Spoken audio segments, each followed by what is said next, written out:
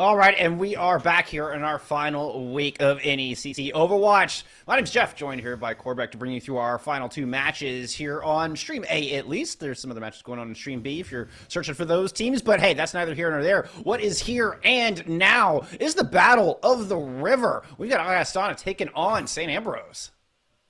We do have Augustana taking on St. Ambrose, and there is a special dimension to this because, as Bullskunk just hinted, they're not very far apart from each other. What did you say? It was like a couple of miles, right? Separating these two schools. Literally a couple, yes. Just a couple, and they are together in the same location. I believe it's St. Ambrose's esports facility for a proper LAN battle tonight. They've got a crowd in, I've been told, people coming over to watch, high schoolers, yes. Pizza, the whole 9 yards. They're having an actual LAN, Bullskunk. So this is exciting stuff. It's going to change the play environment.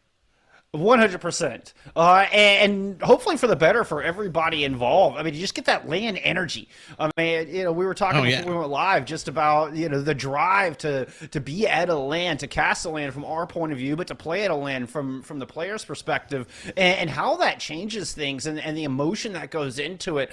That's we'll see what comes to the table here today. And I mean, in talking with Augustana, I mean, it is all about that emotion control. So we'll see who can wrangle in those hypes and keep a level head and even keel as we go through this matchup. But hey, let's take a look at our two teams and see who's going to be taking to the battlefield today. First off, we're looking at the Vikings, headed by Breaded Man, main tank here, one of 4 seniors on this squad who have been apparently playing together for quite some time.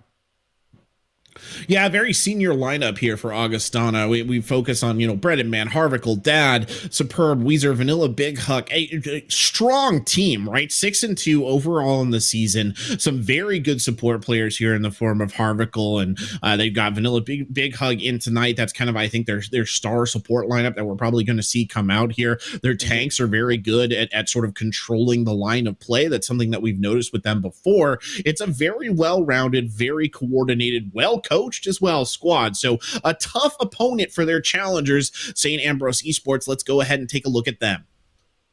Yep, as we bring up the Fighting Bees.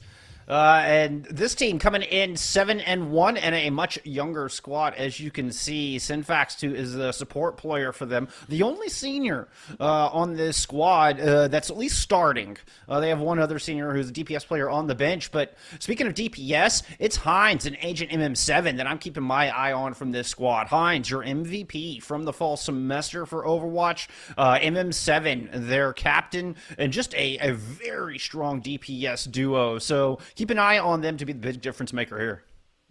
Yeah, Heinz has that Twitch shooter training as well. You may recognize him. I believe he plays for their Rainbow Six Siege team as well. So, a gunner all around, quite literally in the sense of Siege, but as well here, that's someone to keep an eye on. And then you actually passed me this little bit of insider knowledge coming out from the side of St. Ambrose. I believe they're the team that used to run quite a bit, or does run quite a bit of ball comps. They're looking to shift away from that now and put their tank line into something different. So showing us a little bit of youthful flexibility here in tonight's matchup. And I'm anxious to see how this not only affects their synergy going forward, but the ability for Heinz and MM7 to get involved in the fight. They put a lot of pressure on this DPS squad to be the difference maker, to overwhelm their opponents, and one of the reasons they're 7-1 and in first place in the Challenger Cyan division. So we'll see if going over to that 6-man composition featuring typically a lot of Reaper and Sombra, if they've mastered that one yet, and coming up against this big Battle of the River, if they can take the dub utilizing this new strategy. Indeed. Well, let's go ahead and take a look at the maps that the Battle of the River will take place on. Unfortunately, not taking place upon a river. It's actually going to start by the seaside here. It is Ilios that will roll us through first. That'll be a nice taste of Greece there before we move on to our hybrid map. That's going to be King's Row, the absolute classic. Could not ask for a better gem here for our land, Bullskunk. And that takes us through to Escort, Route 66. Those are the maps that we are guaranteed to see played. If it does go farther than a 3-0, and I assume that it will, we might get a chance to see Numbani, Busan, and then Junkertown rounding it out as a potential decider should it be needed. Fantastic map pool. You got some tried and true in here. You got some you don't see necessarily very often. in Route 66 and Numbani. Coincidentally enough, last time we saw these two teams, Quebec, was back in week 4. Was the last time we saw either of these squads, not versus each other, mind you. But we had Kings Row and Numbani in that map pool, so got to get a little bit of a look in that. Augustana lost that 2-3 tight match against Eagle that we actually casted, and later on we saw 3-0 from SAU as they're able to take down UAH. But it's been a lot. I mean, that was 5 weeks ago, Quebec. I'm anxious to see the changes. I'm anxious to see the growth. I am as well. Let's take a quick look. We got, I think, predictions here in week 9 for the first time so far in the NECC season. I think I was expected to participate in this, and I did. And I'm the lone dissenting opinion. Oh, no. By the way, I just want to say, you got to listen to his Preds here on the Run of Show. And I cannot stop thinking about Predator, which would very much change the nature and tone of an Overwatch game if he suddenly showed up. But I did pick Augustana right here because I think Augustana is a very solid team. I think they are a group of older senior players. They have a lot to prove here tonight. And to a senior graduating from college, things like a LAN, right? Like a battle of the river, a victory trophy that's made out of an ore, right? These are the kind of things that matter. And I think that they will really put the boot in here tonight and fight for the win. It's funny you bring up the ore victory. This is a new trophy created by Augustana that they are bringing down to Davenport, Iowa, where the St. Ambrose campus is located. And this is going to be just kind of their friendly rivalry trophy for every time these two teams match up in esports. And, I mean, every single time, this has gone St. Ambrose's favor. They've played against each other dating back to 2019, and Augustana have yet to take a series off of St. Ambrose University. But hey, you know what? I can't argue with the synergy that you're bringing up. Maybe today is the day for the Vikings to take one home. I'm leaning into it with my heart here, Bull Skunk. That's what I was. That's what I'm doing right here. But we'll see. I mean, I don't think, there's any way. I don't really think this is going to be a 3-0, right? I think this is going to be a hard fight between these two teams. But I do think that this early map will probably give us a pretty good idea of the tenor of what we're going to see. If St. Ambrose comes out and Hines in particular is just really on the point and MM7 is really kicking off, I think that's going to be very hard for Augustana to overcome that. And I mean, looking at these compositions, it's a straight mirror matchup, right? Something that I would consider to be sort of like the Shadow Dive or whatever, which is a very sort of brawl-centric comp disguised more as a dive composition. You're going to want to watch M7 and Dad playing the outside flanks here, trying to get hacks in, and then, of course, Hines and Weezer, main damage dealers, playing very tight and up close and just trying to sustain combat and get kills. And I think it's interesting. We're seeing the mirror composition here of this 6-man. And in this, Winston brawl type. Hines, your resident MVP, comes up with first pick, and taking out Weezer is a priority victory, a big duel 1 here for St. Ambrose, and they've already got percentage going in their favor. They've got the map control. They do, but the engagement coming fast on the heels of it. It was a good backup there from Augustana to quickly regroup and re-engage. Now you see how this brawl really develops at close range. A Coalescence coming out very early on from Harvicle. That's going to lead to Arc, though, immediately deploying the Primal Rage, getting back in. He'll actually go down, and here comes the Coalescence from the other side. Yeah, Superb threw in a self-destruct as well. So, in fact, Coalescence does pick up 1, but Augustana currently hanging on. Hines is able to grab one, but Hines will go down, and the last remnants of St. Ambrose will evaporate while this point gets flipped right on over. That was a quick re-engage right there on the side of Augustana. I got to give credit where credit is due. And I caught us a bit off guard because I was going to do a little color bit, then hand it back over to you. And suddenly we were in the midst of a brawl and ults were getting used already. But speaking of ults, the ult bank's just about equal here. The big difference, the big leveler here is that the use of the EMP. And it grabs the Zeros as well. Death Blossom in the back. Beautiful combo. Not allowing the sound barrier to get deployed to try to save SAU. Very well executed from Augustana. That was picturesque. It was, but that was the two biggest ults they had in the bank. It was perfectly executed, right? You want to use the EMP early. You want to be as destructive as possible. But now momentum entirely in the side of St. Ambrose. I think the trick here is to not use too many ults if you're St. Ambrose. If they can win this fight with the same 2 ults Augustana did, they'll be in a good spot. But otherwise, Augustana is going to have the economy in their favor. EMP finds Vanilla Big Hug, the most important one. Death Blossom again coupled on top of it. They're able to get 1 kill out of it. I don't know if it's going to be enough. Azure Rose does have the sound barrier in the back pocket. Vanilla Big Hug gets online with theirs first, trying to battle back in this fight. Target focus is a little all over the place. Oh, but nice boom. Catches Sindri on when they don't have the boosters, and that starts the dominoes of fall, and Augustana are going to hang on through the EMP engage from St. Ambrose. Great play there by Vanilla Big Hug. I always like to point it out, right? But as a Lucio kind of player back in the day, I can't help but do it. If you're playing Lucio and you're going up against a Sombra, your #1 responsibility when you get ult is to avoid the EMP and drop that sound barrier to preserve your team. That's exactly what Vanilla Big Hug was able to do there. Beautiful play from the support.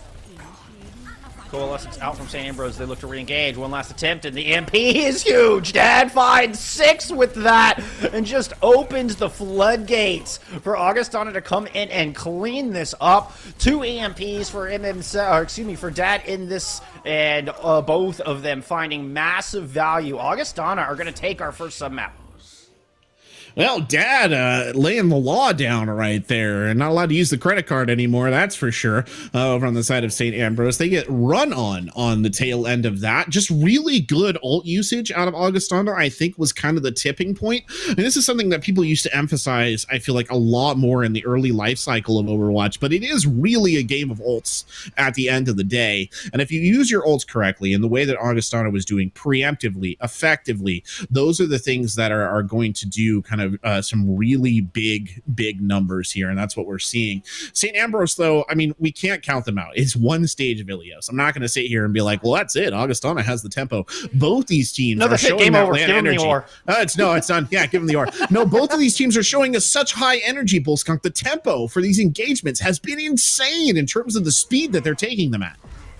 And that's exactly how you're supposed to play this composition. Just be fast and furious with great focus fire, building up ult as quick as you can. And this opening fight, that Coalescence can be the one ult you get online first fight that can tilt things in your favor and start the ball rolling. We're seeing both of our Moors about tied in that instance, and both of our teams kind of forced to just play around this pillar for the moment. But here comes the engage as St. Ambrose is going to move on to the objective. See, MM7 had to get out of there, but Breaded Man kind of caught off, separated from the rest of the squad, gets focused down, and now we got St. Ambrose moving on to this objective 1 by 1, just tilling this grass, and it's, well, St. Ambrose reaping the rewards. Yeah, that was well executed there from Weezer, but the most important thing, I think, to come out of that on the side of St. Ambrose, or I'm sorry, from Hines, I should say, what the most important thing to come out of that from St. Ambrose was that they're nearly ticked up to the EMP, right? That's the big game winner here. They're about to hit it. MM7 can use that at any point in time on this engage and get serious value.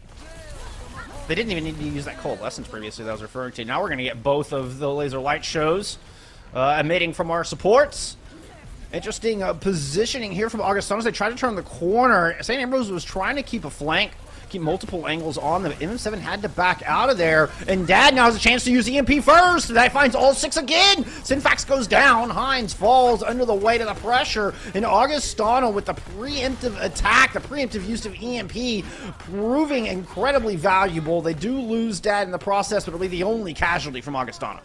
Oh, it's a bit of a misplay here from St. Ambrose. To quote the game Sekiro, hesitation is defeat. And that is very much the truth there for St. Ambrose. They hesitated to use their EMP. I don't know if they were waiting for the perfect combo, but man, sometimes perfectionism kills right there, Bullskunk. I mean, that's not what you want to, you want to be a perfectionist in things like designing an airplane, but in executing an ult at a critical moment, maybe not so much. They could have gotten a lot of value out of it. They will here, though. Watch as MM7 moves into position. This is going to be a big EMP, and hopefully they'll be able to build off of it. Looking for Vanilla Big Hug. That's the one. That's the main target of any of the others. And Vanilla Big Hug does not get affected. Nevertheless, the sound barrier is just a tad late. Hines and MM7 on pixel perfect timing, able to find 2 already. Breaded Man is now going to fall. St. Ambrose move on to this point, clean things up. They're going to flip this thing right on back. Oh, and again, I got to mention the Lucio there with the sound barrier. It's so frustrating. Kind of on the opposite side of this, right? Is when you do your job and you do get the sound barrier off and you avoid the EMP just like you're supposed to, and it doesn't matter. It's so frustrating. Unfortunately, Augustana also down in the overall ult advantage here too. Synfax is going to start us off with the Coalescence right away.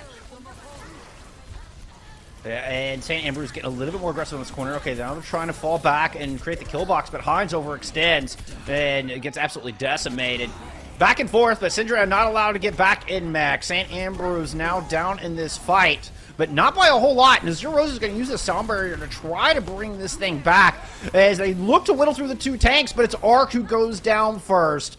With Hines not on the battlefield, St. Ambrose is just not able to chew through those beefy health bars. No, this is an interesting thing that I wouldn't point a comment on. I know I've been talking a lot about the supports, but I actually think they're absolutely critical for this composition because both of these compositions, right, focus around sustain. That was a very risky call on the side of Azure Rose to use the sound barrier right there because Sinfax was dead. So the sound barrier gives temporary health. It does not heal the team. So unless your Moira is in position or you have an amplified heal to follow it up, it doesn't actually grant you all that much value in terms of long-term sustain. Another 6-man EMP? Are you kidding me? Dad has been outstanding with these today. That is ridiculous. I mean, we're talking 25 people caught in EMPs and 4 EMPs. And that's how they're winning these matchups. 24, just for the record. It is, yes. That's how they're winning these engagements, though, Bullskunk. It's exactly what they need. But watch this fast re-engage from St. Ambrose. They're not giving this up without a fight. They had to. It's final fight territory for both sides. MM7 did drop their own EMP. Death Blossom with it from behind, is able to pick up a pair, and yet St. Ambrose are still down in this fight. It's just the D.Va and the Lucio left. Augustana going to clean up, and, well, they're going to take map 1 over their rivals across the river.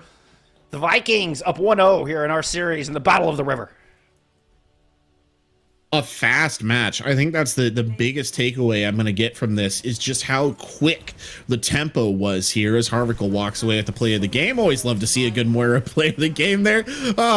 As someone who, Moira is how I broke out of Platt, so I love Moira. She's great. But I got a love for characters. I got a t-shirt somewhere too. My dog put a hole in it, but it's the only Overwatch t-shirt I own. But I'm just going to, I know, right? But I'm just going to say, I think it's a really, really interesting matchup when both of these teams are going at such a high tempo, right? Because I think skill-wise and coordination-wise, what's that showing us is there's not a lot of difference between these two teams on those levels. If they can both play at that tempo and look relatively even to one another, that's really good. The big difference here, though, is ult usage. And I think that was the defining factor. You mentioned it yourself, 24 people caught in the EMP, using the EMP preemptively, using your ults conservatively to win fights. These are huge advantages, right? And Augustana was doing exactly what they needed to in that regard. I think St. Ambrose needs to maybe dial it back a little bit. Maybe it's an ult tracking thing, whatever it is. That is the number one issue that they could fix right now going into Kings Row that would guarantee them a map win. I mean, it's hard to go up against that synergy. I mean, it's that synergy we were talking about at the top of the broadcast. I mean, Dad on the Sombra, coordinating with that support line, with that main tank. So not only landing massive EMPs, but you can see the follow-up in action, and the focus fire is superb. No pun intended. I mean, and that's, I mean, it's not just a one-man show. That synergy built in between these 4 seniors that makes Augustana so strong and perhaps so difficult to read. You know, where St. Ambrose is not able to quite gauge the ultimates as well as you might want them to. I mean, it's interesting, and there's not a ton of opportunities to do it, but this is a good one where I draw a little parallel with real sports, right? Or meat sports, I don't know, whatever you want to call them. But if a team in the Premier League was together for 4 years, all the same players, they would probably be pretty good just because instinctually you play together that much time, you practice together, all this stuff. It really helps you out, right? It actually helps. And I think that we saw some of that coming out of Augustana College on the last map, things that just felt almost instinctual. The follow up on Dad's EMPs, the ability of Vanilla Big Hug to get those sound barriers in at critical moments. It all felt very just kind of, they knew exactly what they needed to do. Now, I'm not going to take anything away from St. Ambrose because they are a very strong team in their own right.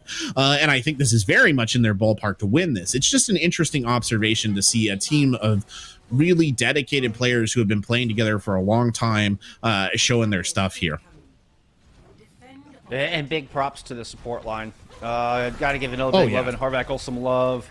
That was just instrumental into keeping that Brawly comp alive. Speaking of Brawly comps, We're going to get a little bit of May Cass here from the defense. Sim here for Augustana as they push back into a great wall, trying to separate the team. Oh, look at that teleport. It put Breaded Man right into the back line. St. Ambrose caught totally flat-footed. And now just getting absolutely cleaned up. No escape for you, courtesy of a great wall from Weezer. Oh, man, I tell you what here, Bullskunk, I don't know if they've been catching fish out of that river or what it is, but Augustana, they hungry. You can see it, right? They want this. They want it so bad. Look at the way that they attacked right here. No hesitation at all. That first May wall by St. Ambrose, that was actually really well done. And they just overcome it. And look at the aggression. They're going in already. Immortality Field has to be used. Courtesy of that, though, Arc is able to get Breaded Man. Reinhardt's traded. St. Ambrose still looking to hold this corner, though. They do have an amplification matrix to work with, which could solidify that. MM7 getting in real deep. That was a little bit aggressive. As Breaded Man's going to come in with the shatter. That's going to pick up 4. 4 on the floor. Follow-up is there. Focus fire on point here for Augustana, and they're able to win this fight before Arc is even able to get back. Good golly, Miss Molly. I tell you what, that's good play right there from Augustana. No hesitation on the regroup right there. They were able to do something actually very akin to what they did on the Ilios, a bit of a soft reset. They backpedaled just a little bit. The key point was that they never allowed St. Ambrose to really establish control over the bomb itself. And then they just come back in, take advantage of the missing Reinhardt, and here they go again with the aggression. Superb looking for MM7's Blizzard. Oh, but they weren't watching the shatter. That is 6 people down. Sound barrier now out from Vanilla Big Hug, and the re-engage comes through. Self-destruct in. MM7 does get the Blizzard online right in front of the cart, and it separates Augustana. Dad goes down. Vanilla Big Hug was frozen up, somehow able to escape. And this brawl's still going. Breaded Man stunned out a shatter. Not able to get that one down. Could have been the difference maker. Harvickle not throwing down the Ant Matrix, just trying to push this thing in. Last thing Augustana wants is to get stalled out here at the very back of the Streets phase. Breaded Man in a lot of trouble. Breaded Man back in spawn. Hines is going to get punished on that right-hand side. Somehow manages to get out. Nope. Superb is going to chase them down. And a quick re-engage as Dad continues to set up. This is a main tankless fight continuing to develop here on the back of point B.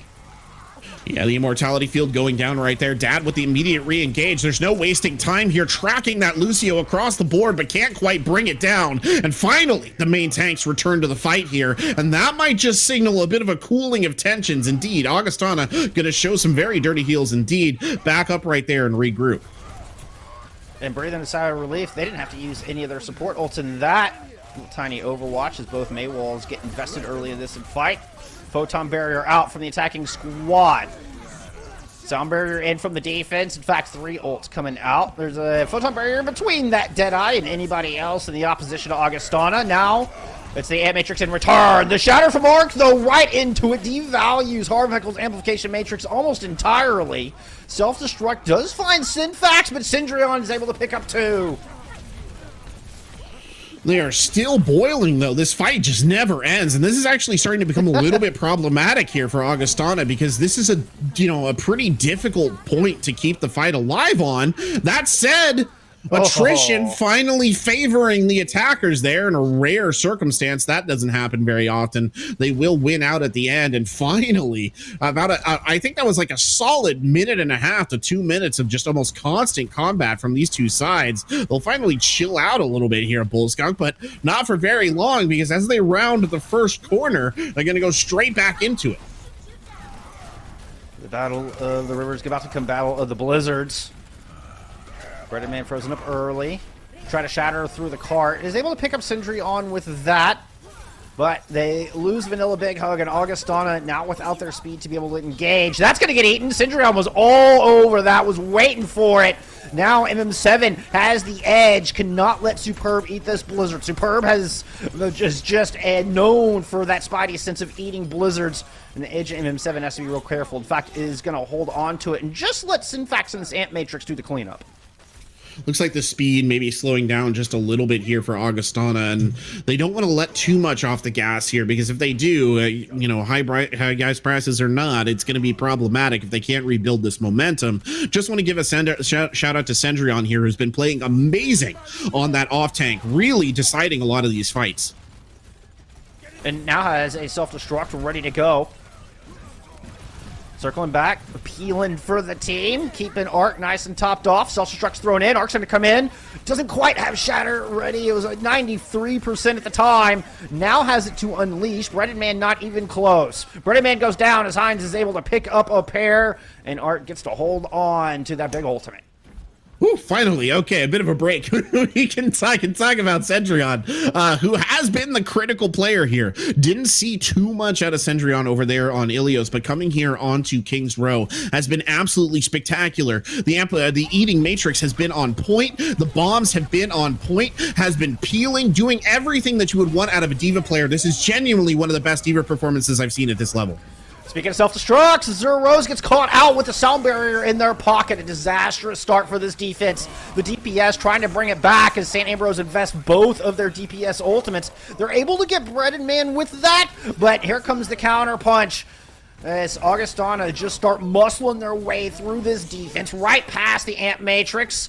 And now it's Zero's having to use this sound barrier in a desperate attempt to buy time to hang on for the rest of the team, but not even that 600 of additional shielding is enough as Augustana finish the map. All on their backs, mind you, but they get it done. Arc so close to getting back in there when it was really needed. So close. Yet no cigar, as the old expression goes. Unfortunate, is it no vape nowadays, perhaps? I don't know. But unfortunate situation right there for St. Ambrose at the end. But they did a spectacular job across the board, actually, really slowing down that push at the tail end. Keep in mind that when Augustana did go into that, they had, I think, almost 4 minutes on the clock. So St. Ambrose at least put a bit of a break on what was otherwise looking like a very decisive engagement, right? A very long, sort of lengthy engagement as well. A couple of things to note there, Bullskunk. Number one, long engagements like that are draining from a player perspective. You already have the pressure of the LAN. You know, it's a little mini, it's a rivalry. I'm not even going to call it a mini rivalry. It's a rivalry. It's a big game. You're both powerful teams, right? There's a lot of pressure on here. Getting involved in a fight that lasts for 2 minutes where you're having to make constant decisions and do all the aiming and all the calc, et cetera, that gets very draining. And that's something to keep in mind here. The other thing to note, I think, is I really want to applaud Dad for sticking with Symmetra that entire time. There are a lot of players who I think would have been tempted to switch to someone like a Reaper or perhaps to a McCree, or sorry, a Cassidy or something like that. But they stuck the Symmetra and they really made it work. Good turret positioning, good ult usage, and just constantly providing a source of close-in damage that I think St. Ambrose really struggled to deal with. And Dad sticking with that Symmetra here on the defense, has the 3 turrets set up right here at this main choke to the right-hand side of our attacking St. Ambrose. Just slowing them down a little bit, forcing them to keep in check, be mindful of those sim turrets that could really just make their approach nice and sluggish. Easy pickings for Augustana. And perhaps, look, once they're slowed, you get that wall up. Oh, that teleporter's up. Is that teleporter in the back? Okay, maybe a bit of a bait. Nobody went through it. I love the baiting teleports where you force the team to turn around, yeah. but it's the great. Wall coming up. Yeah, defensive Ant Matrix, first ultimate launched in this game, and Arc feeling the brunt of it. Caught on the business seal of Harveckle's triple shot, and without the main tank, it's going to be exceedingly difficult here for St. Ambrose to push in, though they do manage to get Dad, so a quick regroup, and they'll be back on the advantage as Agent M7 is just looking for somewhere to toss down this Blizzard.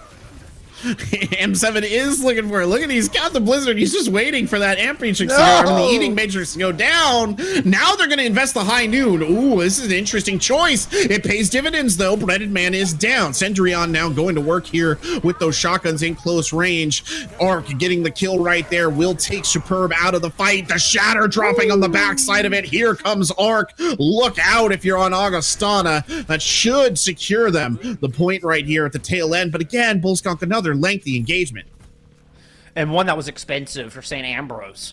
I was hoping for their sake they could get through it without using the sound barrier, but alas, they do end up having to invest not only that but the Earth Shatter as well. So Augustana looking a little bit better as far as the economy is concerned right now. And here comes another one of those quick re-engagers. That's a wall up with an Ant Matrix to back it. Shatter comes through and finds everybody as Breaded Man just rumbles the earth once again. And St. Ambrose are knocked off of their feet. The Riot, the tanks, they're tired of hearing about supports. They want to make some plays now. Both of them making huge plays within, 30 seconds of one another right there. But I am going to mention another support really quick. Azure Rose generated an entire sound barrier in that first fight, nearly had it at 75% at the start. Incredible play from the Lucio, and incredible play from the DPS as well.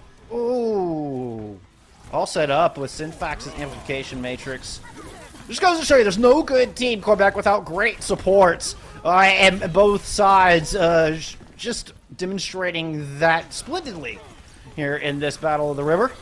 As we see the Blizzard come in on the back of a self-destruct to solidify that attack. St. Ambrose need to win one more, though, to pick up point B. Oh, that was all Heinz right there. Every flavor of condiment being unleashed in that set amount of time right there. It was really, it's just like, it was just one after another in the kill feed. Like, Heinz, brief pause for, I think, one traded back kill. Heinz, really impressive. Heinz finally starting to show up on the DPS, really putting their presence in. Really put the mustard on that one, you could say. All right, I'll see myself out. Photon barrier up. Shatter comes in. Augustana investing early in this fight. They're going to pick up two immediately and just start pressing back. So St. Ambrose will get stalled out on the back of point B.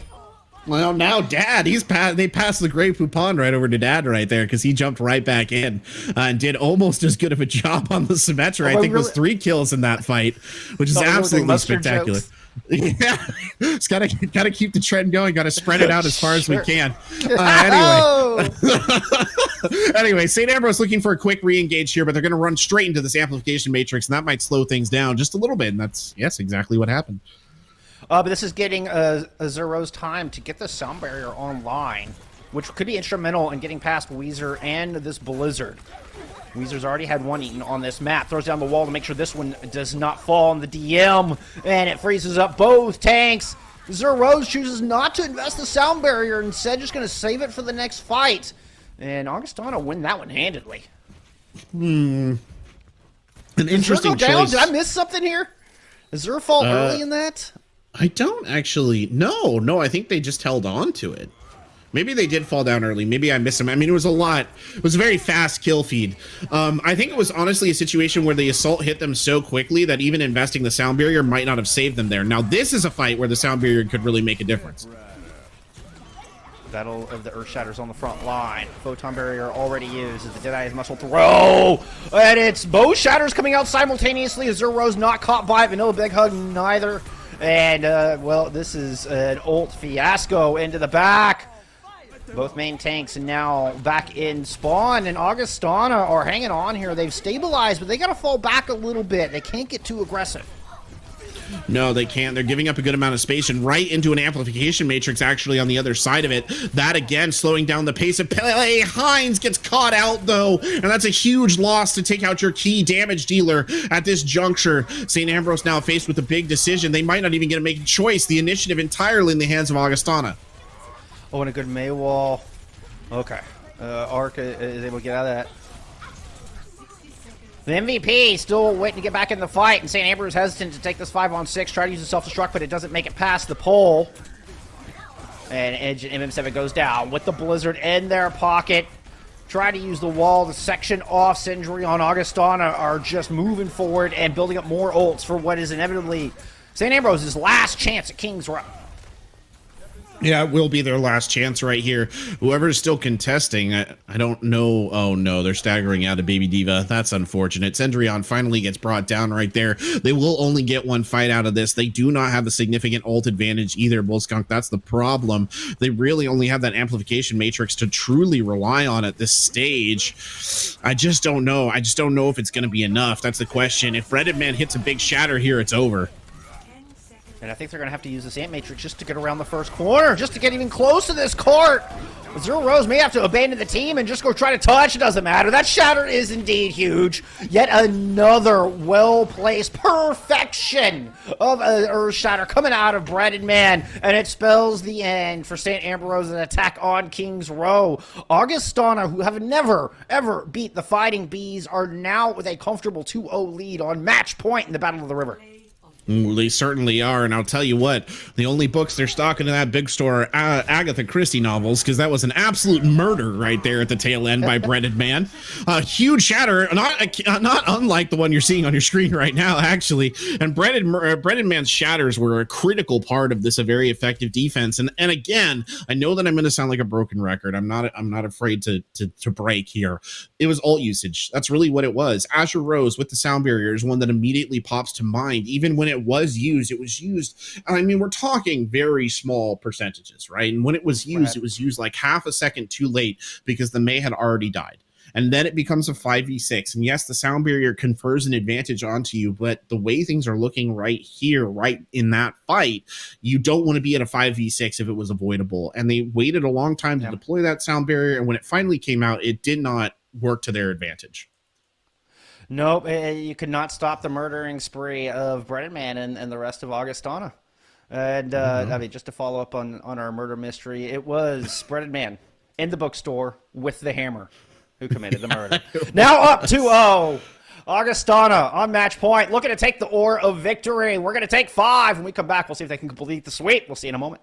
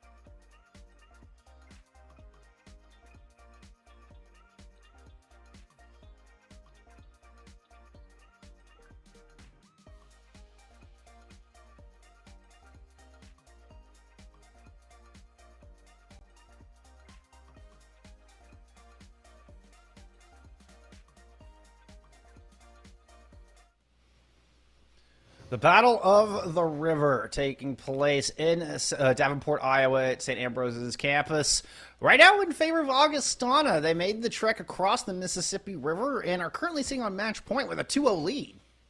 And Old Man River is favoring them tonight, at least as far as this has gone. And you and I here were talking in the break, right? This is a LAN that's being played at St. Ambrose's esports facility, which is really cool. We heard that they had a crowd there. I think I already mentioned that. That's awesome. Hopefully they got pizza and stuff during the break. That's great.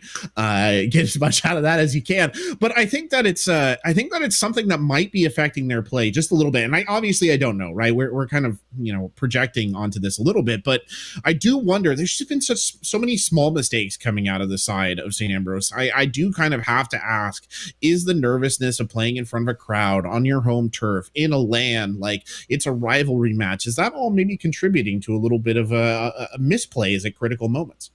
Quite possibly. I mean, the energy is very different in a LAN, and maybe Augustana are just a LAN kind of team. Maybe where St. Ambrose is feeling a little pressure, Augustana is feeling a little bolstered. And we did talk about, Coach Loomis was speaking on the importance of controlling emotions, and that focus so far, like, they do not look off their game at all. In fact, Augustana look as good as I have seen them all season long playing at the LAN. Shout out to anybody in Davenport, Iowa watching this right now. If you have pictures of the LAN, tag me on Twitter. I want to see this. I want to see this facility. I want to see the action. But anyway, that's beside the point. Speaking of action, we got map 3 coming up. St. Ambrose, they're gonna have to reverse sweep this thing, Corbeck. They are going to have to reverse sweep this thing, and we are going to Route 66 here. SAU starting on the defense, and that might be a little bit of an advantage for them. I think if you're trying to steady a ship in a storm in terms of Overwatch, I do think defense is the place where you want to be, because it gives you an opportunity to coordinate before the round. You kind of get there ahead of the other team. You're in a more reactive position, which I think is genuinely better for sort of calming nerves than having to make decisions, having to be super proactive.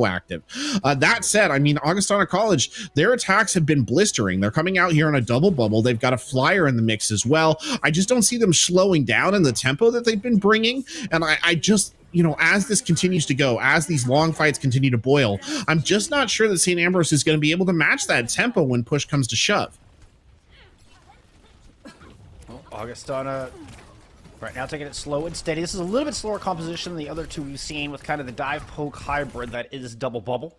Very much looking to build up that nano boost in this first 45 to 60 seconds. Anything under 60 seconds is considered a great time. Unfortunately, my feed has got a little great. There we go. We're right back into it. No worries, friends. Apologies for the technical issues. Happens to the best of us. But through this, we saw Weezer go down early, and Harvekel doesn't have a whole lot of ult charge to speak of here early. So the double shield defense doing their job thus far. Yeah, unfortunately, we are having some feed issues, so we can't necessarily make out too much here. Just a desperate gasp from Winston right there, which is something you never want to hear. And then a gray screen on the backside of that. It does look like St. Ambrose. I'm not sure who won. I will tell you one thing, though, Bulls. Like, Agent MM7 here is an absolute danger on this Tracer and has been kind of dominant. Actually on this DPS. From what we did see of that last fight, Engaged Weezer immediately got the kill, is 50% ahead of their opposite number in terms of ult charge, has the pulse bomb in the tank, and looks like they were doing a little bit of cleanup duty there for Augustana, or against Augustana as well. So a good start. Weezer really needs to step up and try and contain their kind of evil twin here. You have the captain, St. Ambrose, Agent MM7 on your screen right now, looking for this pulse, has the supports in sight. Looked like a boop just at the wrong time, perhaps out of the brig. But the pulse bomb does go wide. Back on the front lines, Breaded Man is raging. That is a primaling monkey trying to target whomever they can find. Looks like they settled on supports, perhaps turning on to Hines, who does have a duplicate ready to go. And looking for any kind of purchase to try to push this thing forward. But St. Ambrose doing a good job of just bending but not breaking. They back up around the corner, now re-engaging with that duplicate and that self-destruct that was able to open up the back end of this fight. Hines is pestering Harvekel, who's in a lot of trouble here. And with that Ana falling, that is going to be another hold here for St. Ambrose. Oh, Agent M7 was robbed of a big pulse bomb player right there, but they made up for it in the tail end of that fight. They're about to hit another pulse bomb here as well. And we'll go back to the theme of ults, and really it's been St. Ambrose who have been the dominant ult users so far in this fight.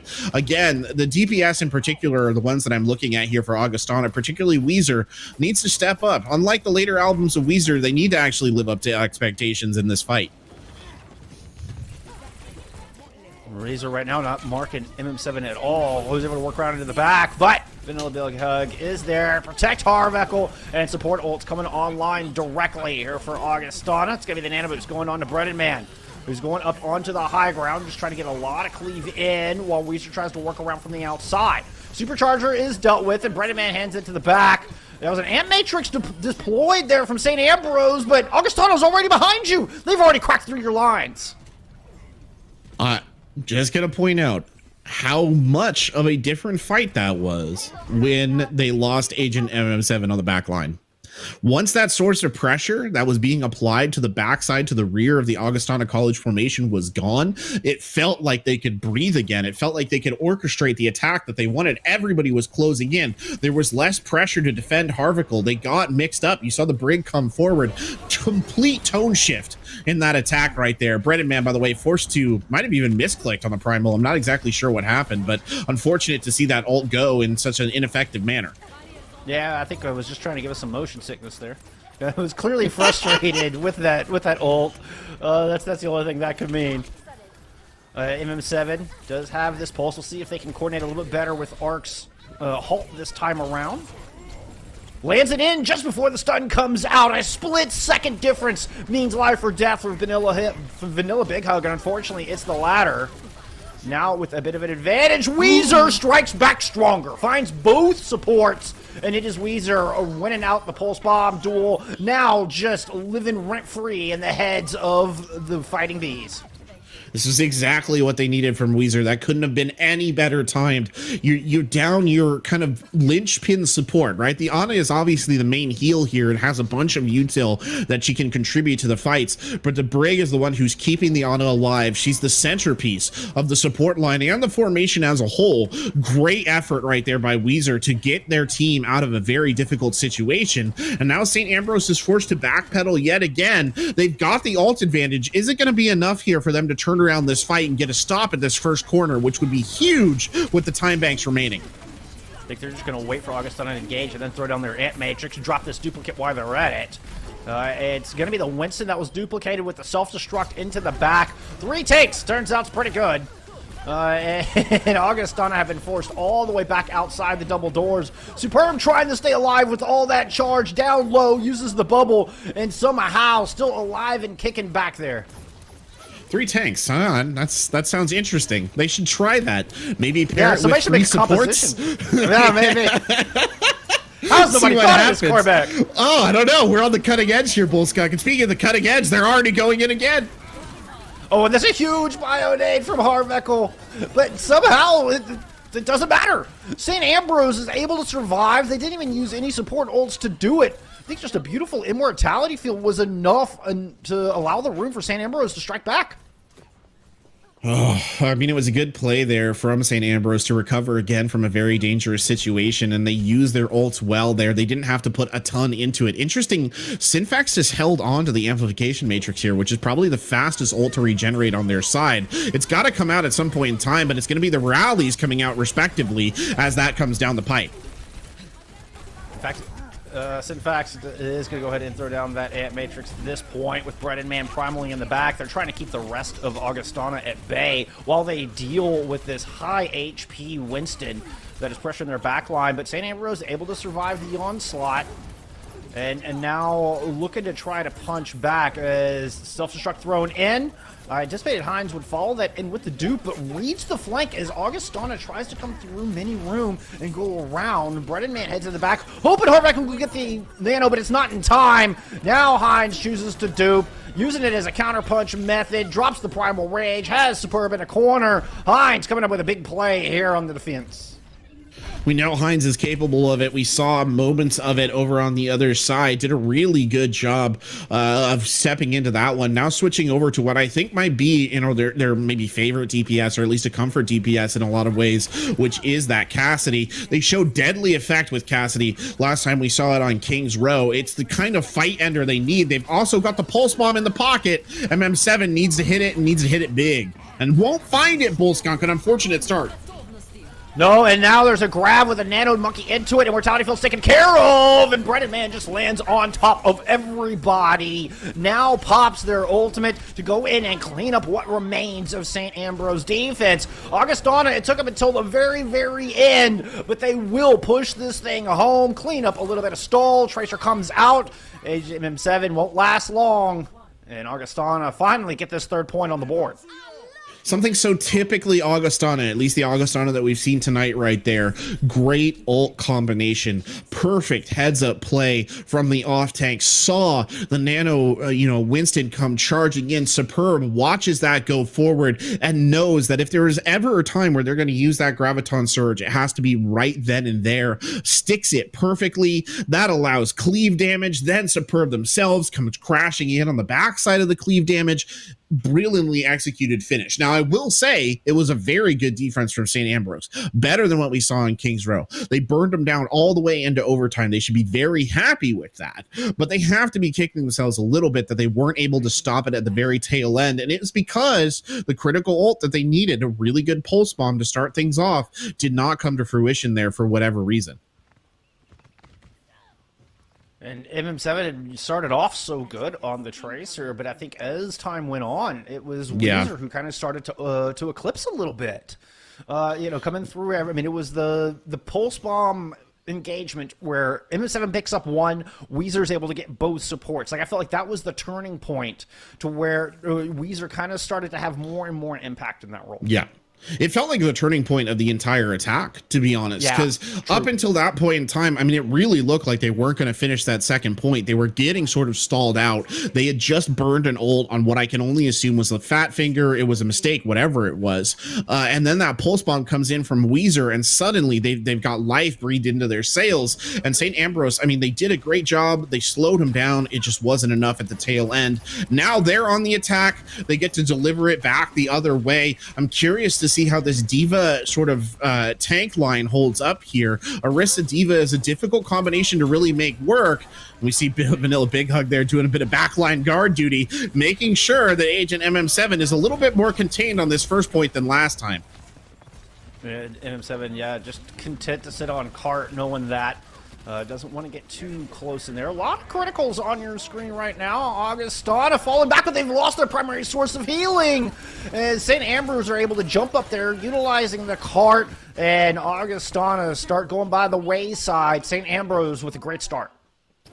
Oh boy, I tell you what, St. Ambrose drilled the hole there and just put everything they had into it. Unfortunate to have lost Harvicle first, but a really good capitalization there on the side of St. Ambrose to really make that stick. Interestingly, Superb here, kind of on the double shield. I'm not feeling a lot of impact from the Sigma shield right now. It seems to be getting taken down in a relatively quick fashion. They really can't seem to sustain it very well on the defensive side. Which means it's got to be used very purposefully. Oh, nice play from MM7 just before Vanilla Big Hug comes through. Able to sneak around the bodyguard and find their assassination target. Now trying to find something with the pulse, but Harvekel and Vanilla Big Hug had enough of MM7 shenanigans in the back as they're able to equalize 5v5. Both teams missing a DPS, and Heinz going to use a Sigma and try to turn the Dutch scientist against Augustana and their defense. Already has that Gravitic Flux ready to go. Doesn't have much life left in this duplicate. Has to play it a bit safe, but might open things up the other way. Superb trying to respond with the authentic Gravitic Flux. Slams down Azure Rose, forces out Immortality Field. But now the Transcendence is ready. He's going to save everybody but MM7. Supercharger out. The War Drums on the battlefield from both teams, as a matter of fact. And this is about to get real bloody. Weezer could be the difference maker here. Has the Dragons at just that infinite amount of damage available to a Hanzo. Just putting it down to the St. Ambrose as they look to turn this corner. Finally lets the Dragons go over the objective. And St. Ambrose just back it up a little bit.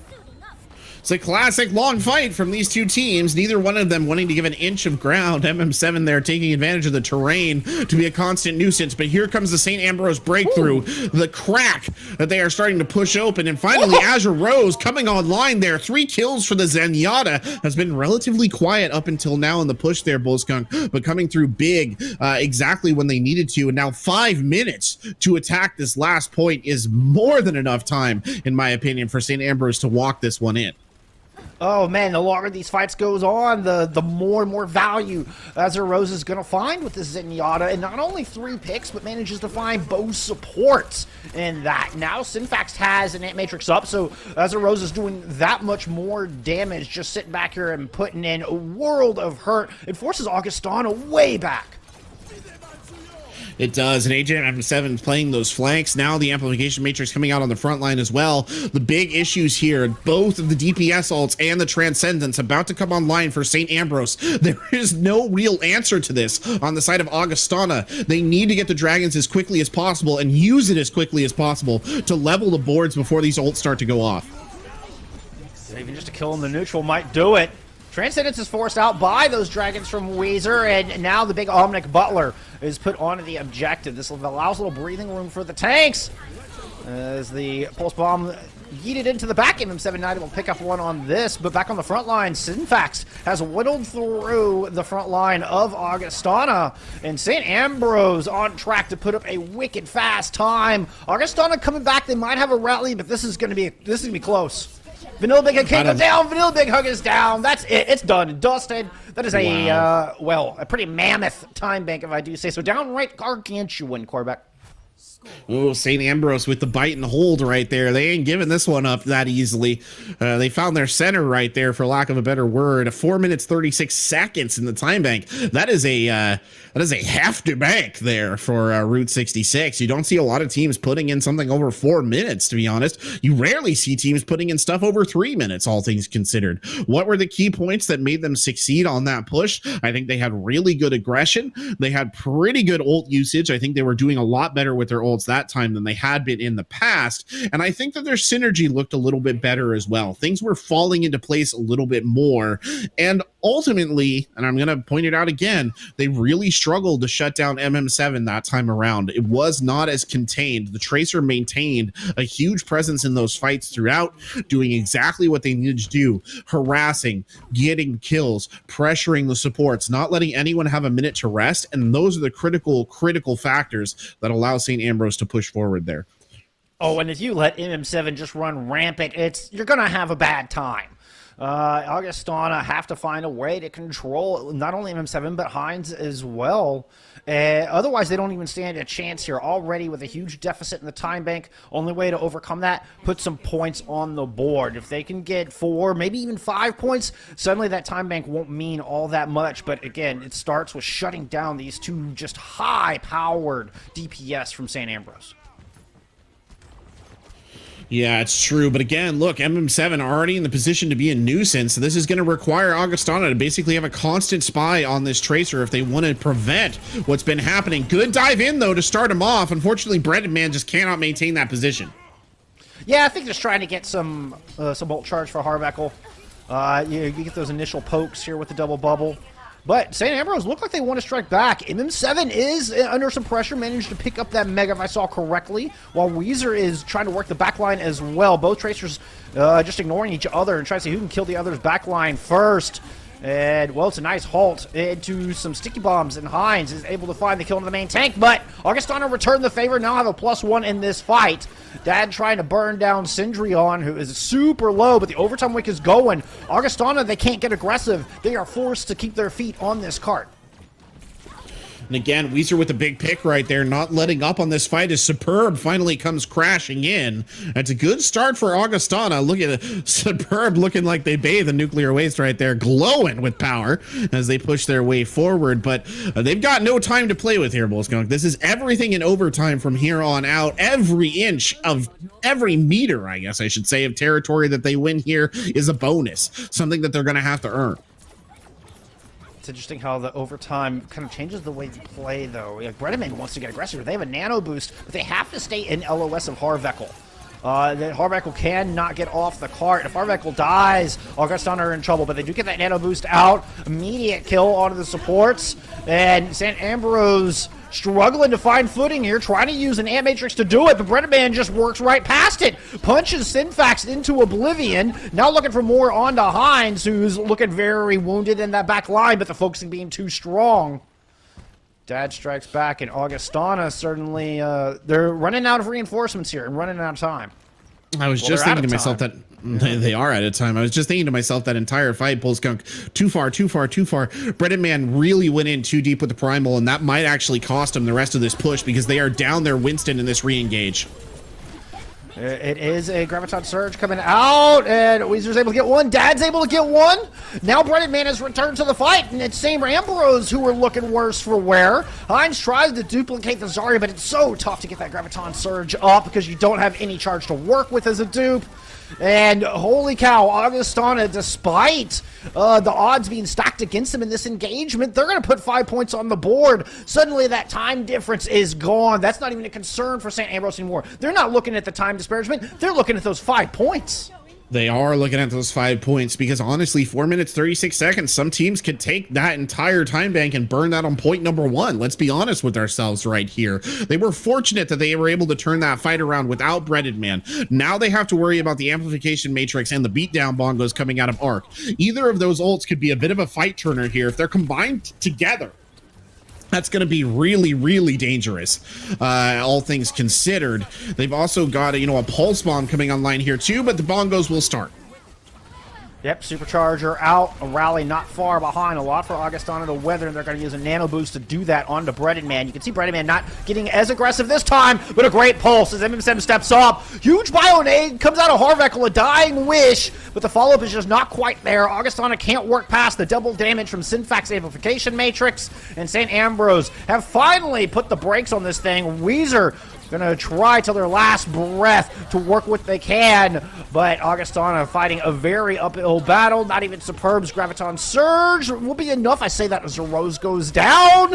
Hines finally eliminates Superb from the battlefield. Breaded Man shows back up on the Wrecking Ball, trying to get some work done. And Augustana are finding a kill here and there, but they need a lot more to keep this cart moving. It's just a Lucio and a Wrecking Ball left, with Harveckle in the far back trying to keep them topped up. But St. Ambrose, they're not getting these picks, Corbeck.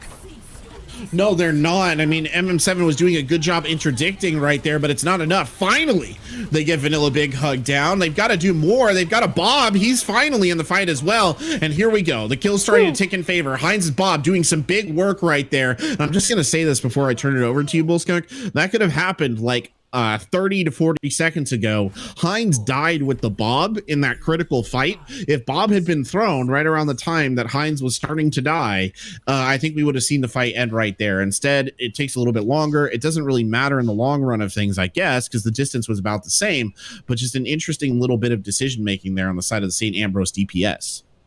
It made me sweat, I'll tell you what, because that was starting to look like Augustana could turn that thing around. Spicy.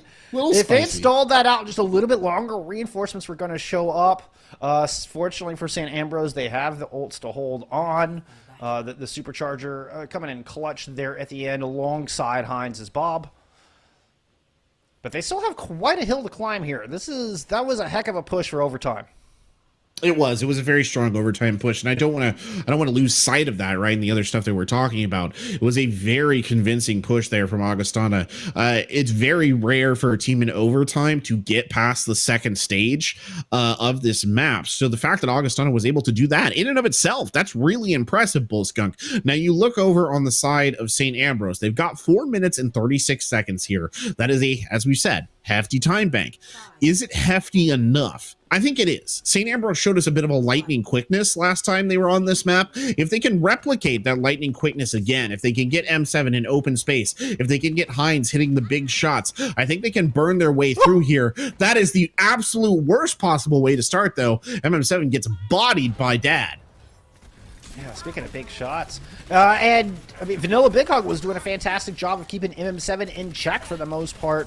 On that last push for Augustana. So, I mean, MM7 has to be really careful of this star-studded support line of Augustana College. who are currently sitting on high ground. Superb opted for the D.Va here, so we're not getting the Sigma coming out of this defense. And Azure Rose finds a little revenge for MM7, who is now back in this fight. And Augustana suddenly finding themselves down by 2 on point A. Looks like it's going to be another fast pickup here on their first point for the Vikings. Nice shooting, takes Weezer out of the fight. And St. Ambrose going to get through these double doors. I didn't really get a chance to mention it last time we saw the defense, but one choice that I don't quite like here, I do not like Weezer on the Hanzo. I don't think it's really borne out much fruit. It was good for getting Transcendence out of Azure Rose, but I think that there are other DPS choices in this situation that I might be a little bit more tempted to go with. If you're really trying to play a spam composition from range, I'd almost consider bringing a Junkrat to the party before I would consider bringing a Hanzo like this, especially just based off how the first run went. By the way, speaking of spam damage, Azure Rose on that Zenyatta has been an absolute menace and continues to be so, as does MM7, who nearly has a pulse bomb. Yeah, looking to follow up on this Gravitic Flux coming out of Syndreon.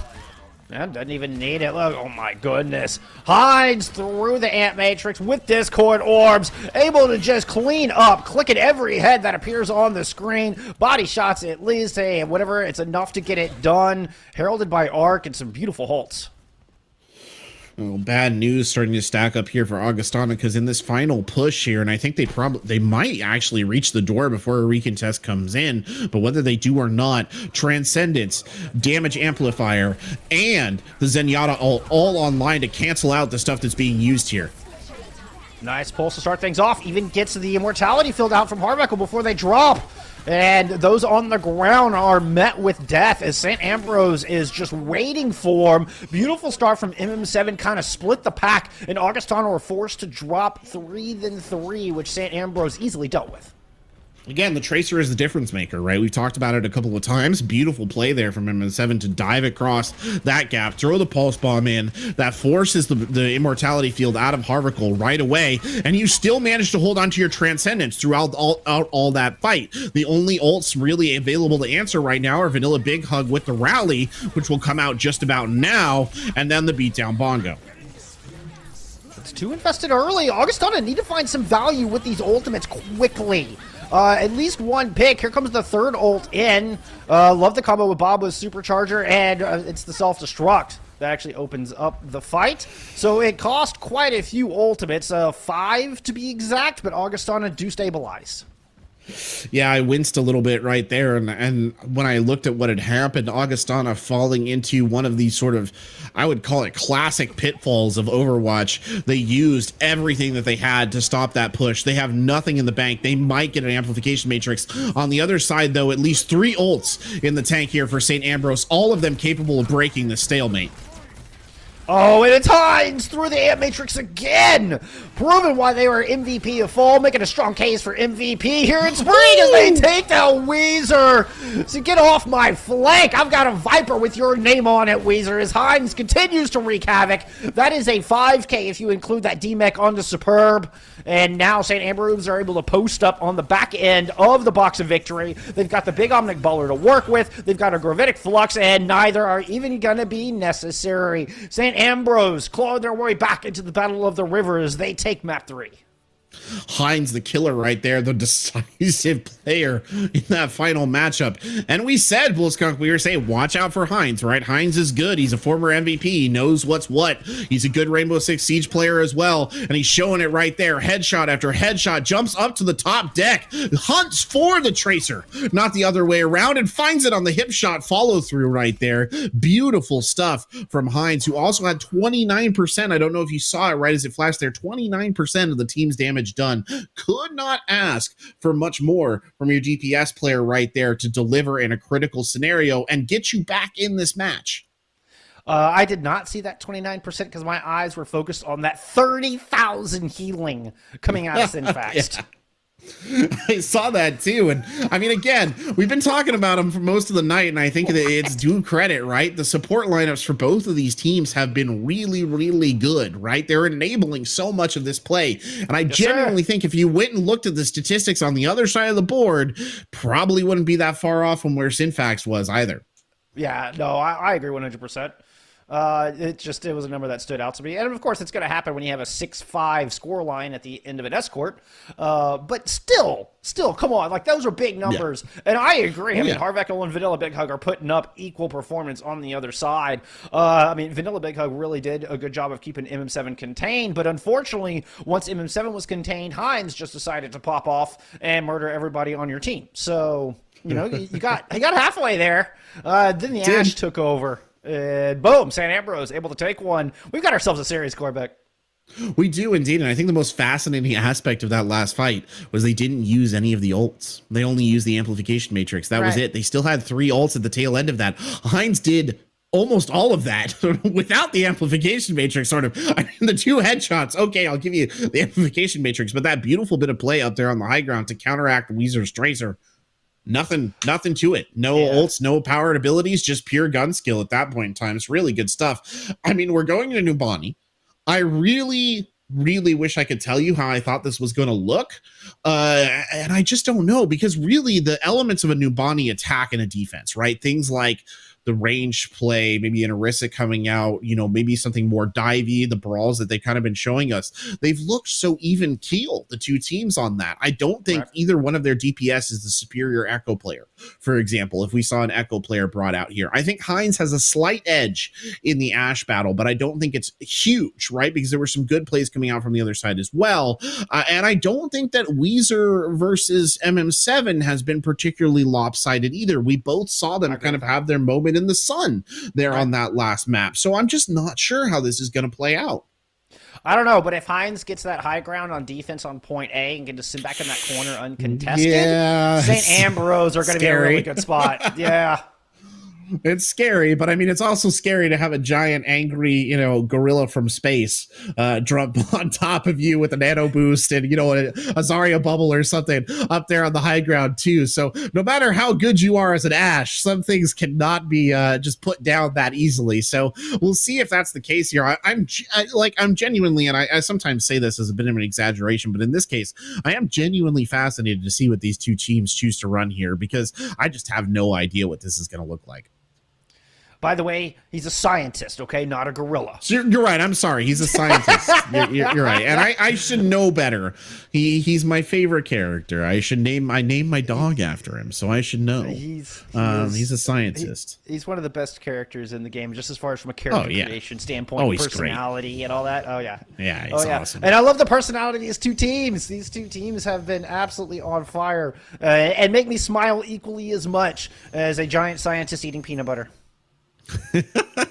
What do you make of this, though? This is an interesting thing, and we're speaking of personalities here, and I think we're seeing them come out a little bit. Augustana playing as something a little bit maybe more kind of oriented towards the supports, a little bit more disengagey, trying to wear things down through a little bit more coordinated play. On the other side of the ball, a very blunt and aggressive attack here from St. Ambrose. That is a run-in, beat-em-up sort of composition. I don't know how it's going to fare against Dad on Pharah. I don't have a big sample size to pull from here, but look at that anti-nade to start things off. That's pretty scary. Let the ult charge begin here for the defenders.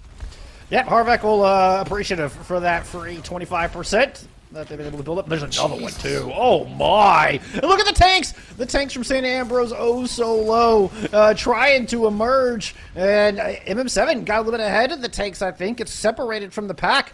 And St. Ambrose have to just sit at the bottom of a hotel and wait for their Cassidy to get back into the fight. Harvekel is a menace. Those grenades, man, that's nasty. He forced the immortality field out there as well, and they also forced the split. I believe it was Agent MM7 who got cut off, and this full regroup, that's almost entirely courtesy of Harvekel hitting that second anti-nade so perfectly, but here they come again, and the anti-nade not as successful. Breaded Man tempted fate, just sticking their nose in front of all of this damage. Ant Matrix out. St. Ambrose are desperate to try to find some space to work. They're able to pick up one, but everybody else is so far away. There's another huge Byronade out of Harvekel. Primal Rage was nanoed there for a bit. Now the barrage is unleashed onto the pack, and St. Ambrose are struggling to find targets to pounce on. Anybody that gets close dies, sure, but nobody from Augustana have to get close to put in a world of hurt. But they've split him up here, Bullskunk. That's the big thing. They've split him up. Yep. But the sound barrier has to come out now from Azure Rose to keep them in this fight. Weezer's just going to drop back into cover for half a second. Oh, no. Dad is down. Fortunately, the res will come in just in time. I mean, the sound barrier only hit Azure Rose and Synfaxed. Oh, there we go. That's an opener. That's what St. Ambrose needed. Arc goes down. That does not speak well, but MM7 has absolutely carried this thing as they go uncontested off the high ground. And St. Ambrose win this one in a scrappy couple of engagements. Well, we were talking about the danger of Hines on the high ground. We slept on MM7 on the high ground, making huge plays up there on the Cassidy to rip that first point away. I also want to point out St. Ambrose played that so well, getting into cover as Agent MM7. A little bit of revenge served courtesy of Dad right there at the tail end of that fight. Did not wait for that to go cold either. That is just some fresh, hot revenge right out of the oven. Now Dad has another barrage ready to go. Circling in over the top. And Immortality Field is out. The barrage comes down. Self-destruct thrown in as well, and each find a kill. You also have the nanoed monkey back there. So Augustana invests heavily to stop this cart, but they succeed. You need to stop it here, though. This is such a good place to kind of stop a team. The respawn advantage is obviously on the side of the defenders, but attacking around this corner into a difficult defensive setup is really challenging, and I think we're going to see that illustrated. Shatter is perfect, though. Breaded Man did get that bubble out, so it didn't go past Breaded Man, and they had the Primal Rage to get back up and start wreaking havoc. As Synfax is sent into the great beyond. Now MM7 is the focus of Breaded Man's fire. And St. Ambrose just have to retreat. They're going back to spawn one way or another.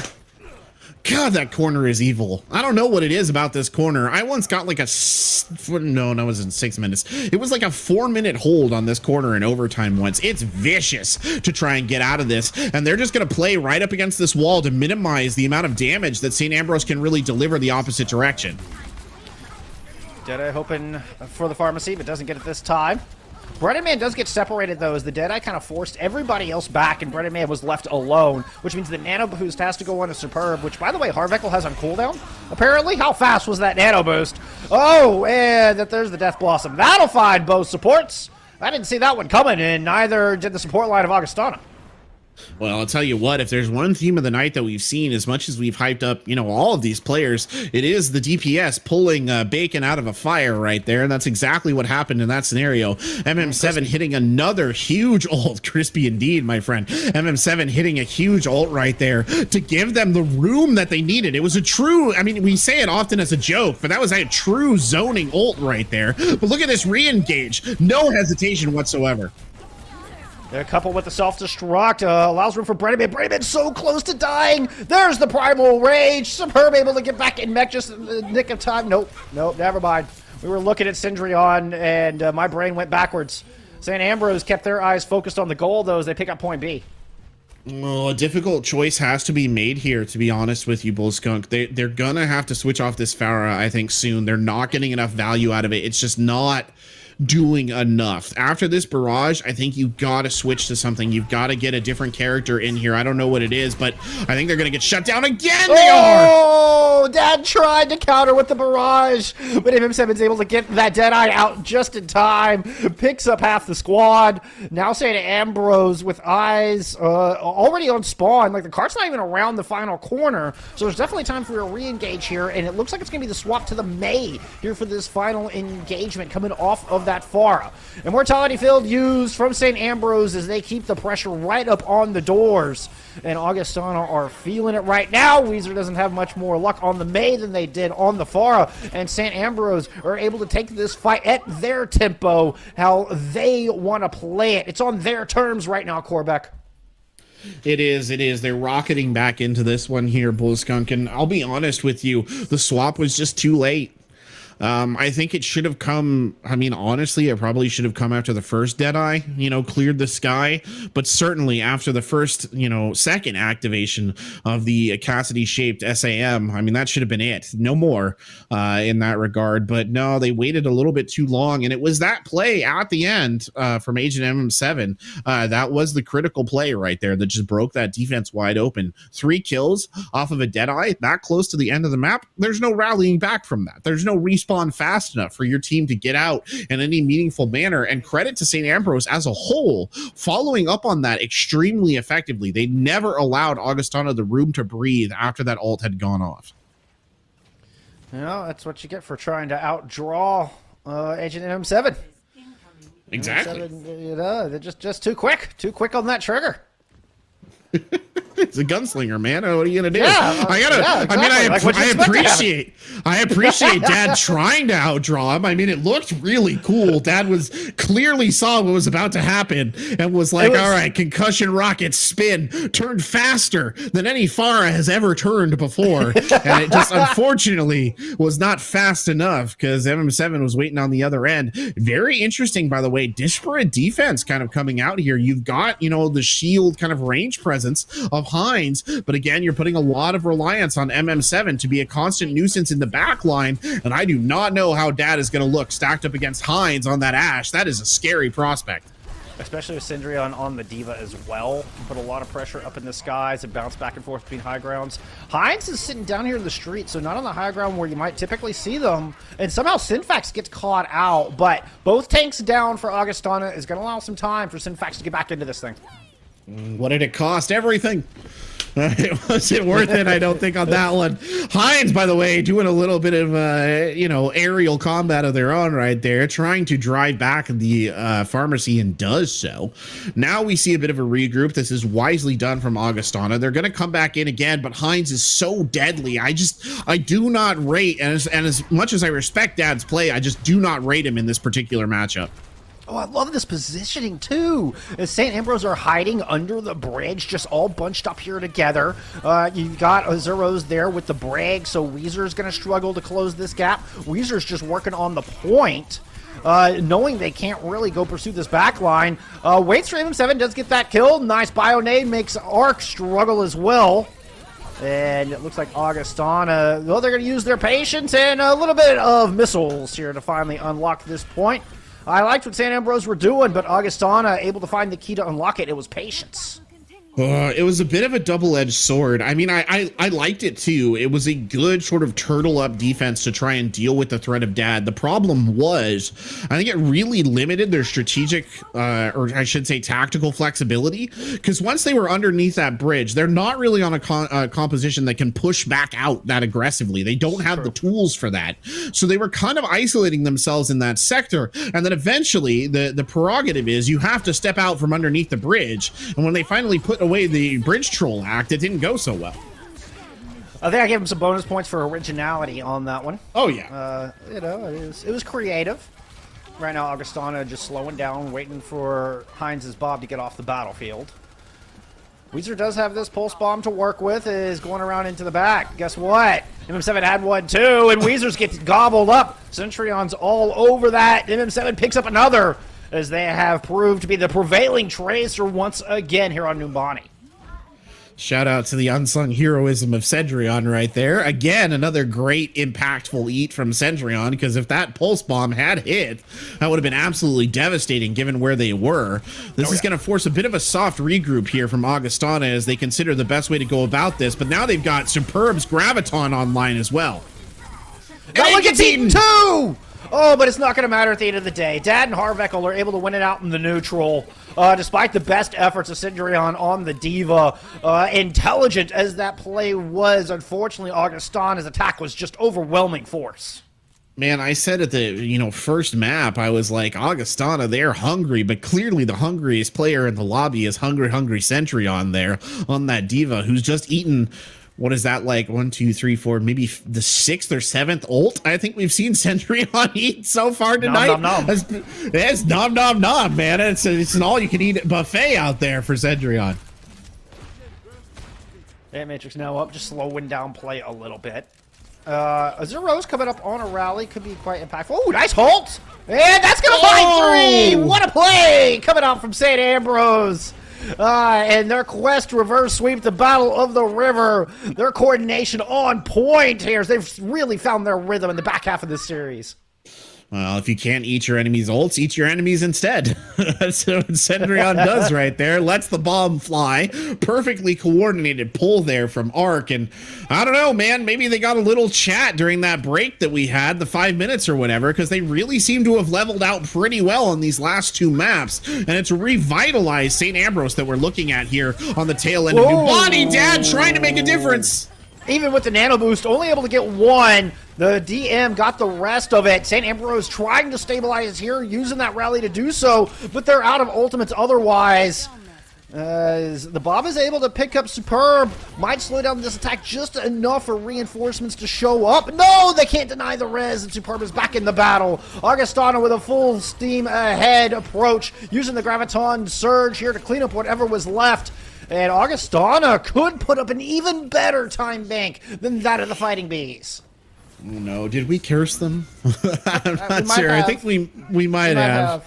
We were like, yeah, go St. Ambrose, go. And then all of a sudden Augustana was like, nope, let's just shut this down. And that's exactly what happened. I mean, just a cutting level of pressure that was applied there from Augustana. I want you to think in particular back to the perspective of Heinz. So Heinz is supposed to be the damage dealer hanging back behind the line, right? This is what Ashe is supposed to do in this setup. You saw Heinz desperately trying to find an account for targets. That's how many different angles they were getting from. They had the Tracer coming from one side. I think somebody was damaging him from the backside as well. You had the main body coming forward. Couldn't even see the supports who were playing relatively open just because there was such a dearth of targets in so many different areas. And it's really hard to focus your fire in that situation. And it just didn't happen for St. Ambrose right there. And I think that was a key contributing factor of what allowed Augustana to punch their way through. We were talking about that if St. Ambrose were going to take this map, I mean, it's going to be on the back of these DPS, and Heinz in particular with how well this map favors these long-range flick scans, and now going on to, well, showing us a Hanzo here. Still some time to change their mind on that. Augustana respond beautifully. Like, they're able to control that. And big props to just their playbook for being able to turn the heads like that and draw the eye level in so many different directions that Heinz doesn't know which way to look, or at least is struggling to lock down targets is probably more accurate. Struggling to lock down those kills. Yeah. A very poised response, I think, is the best way to put it from Augustana. I think a lot of teams would have gotten very frustrated there and maybe cracked a little bit under the pressure. Not so. Augustana sticking to their guns. They're not going to give this opportunity up. St. Ambrose pathing through bottom floor hotel. Heinz already under a lot of pressure, needs to find some room to work for this Hanzo. Going to go up to the high ground and make it happen. Has a Mercy in their sights, can't land that one.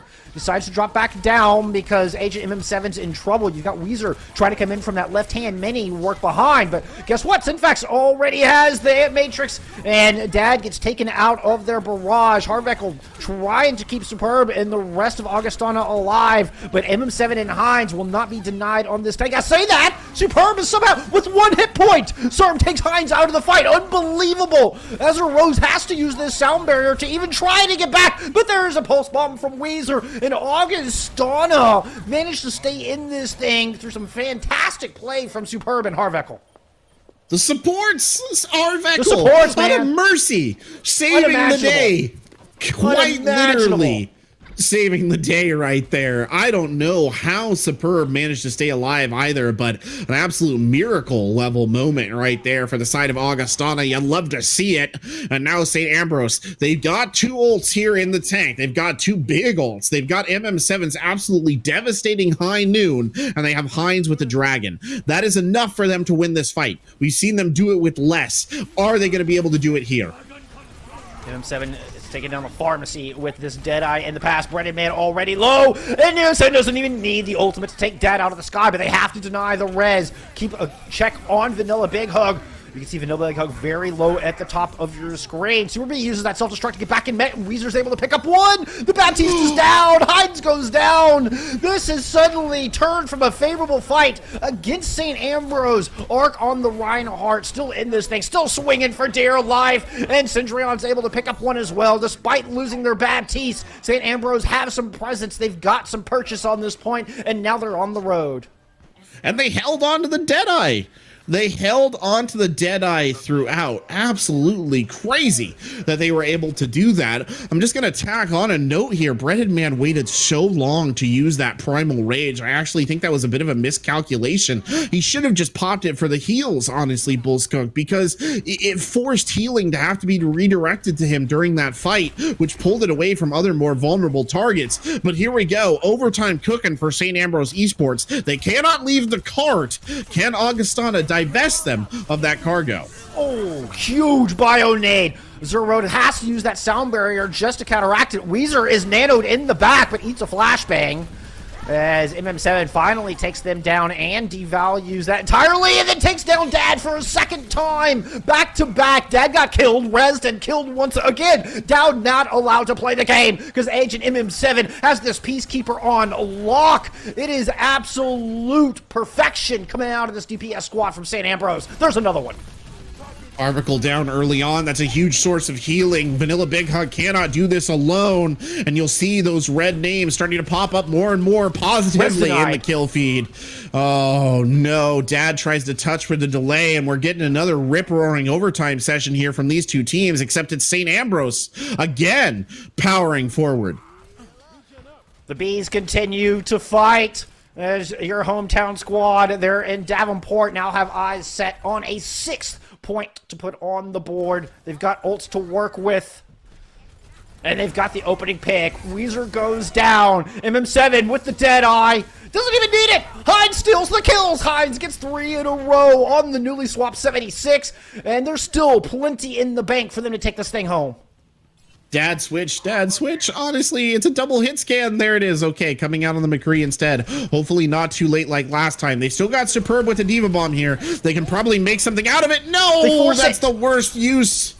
Oh, but MM7 goes down, and Dad picks up 2. Hines is able to get 2 with the Tac Visor as well, but Breaded Man is on this point, nano boosted with a hammer swinging away, and the defense might just hold the last second, particularly with another great Bionade coming out of Harvekel, and St. Ambrose will fall short of their 6th point, but you should be celebrating there for the Bees fans in Iowa because this was a monstrous push in OT, and it's going to be a tough one to answer. St. Ambrose have set the bar, and now it's up to Augustana to respond.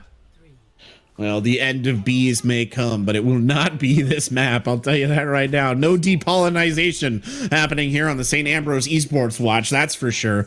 Beautiful play for them throughout that overtime. Very oppressive in the way that they applied their aggression. And the 2 big stars right there, the DPS, yet again, Hines, Agent MM7 coming in huge when it was needed of them, making the big plays. The Cassidy from MM7 has been amazing. I mean, it really has been a revelation. We haven't seen that coming out of MM7 throughout much of this. Really solid. Hines right there with him. That Soldier 76 swap at the end, absolutely critical. And if that bomb hadn't been quite as successful as it was, for whatever reason, catching MM7 off guard, I think we would be quite easily staring down the barrel of that 6 points because they wouldn't have been able to apply the pressure to Hines there to slow it down. They're on the defense. They're running the double hit scan back into it. Dad is starting off on the Pharah here, Jeff. Can't happen. You got to switch off of it. You cannot run it into these 2. It will not work. Yeah, I don't see how it would. I mean, that would... There's no way. There's just no way. I mean, you're talking about like a no death run in Elden Ring. Like, it's just impossible. Yep. Well, somebody did do that, actually, 45 minutes.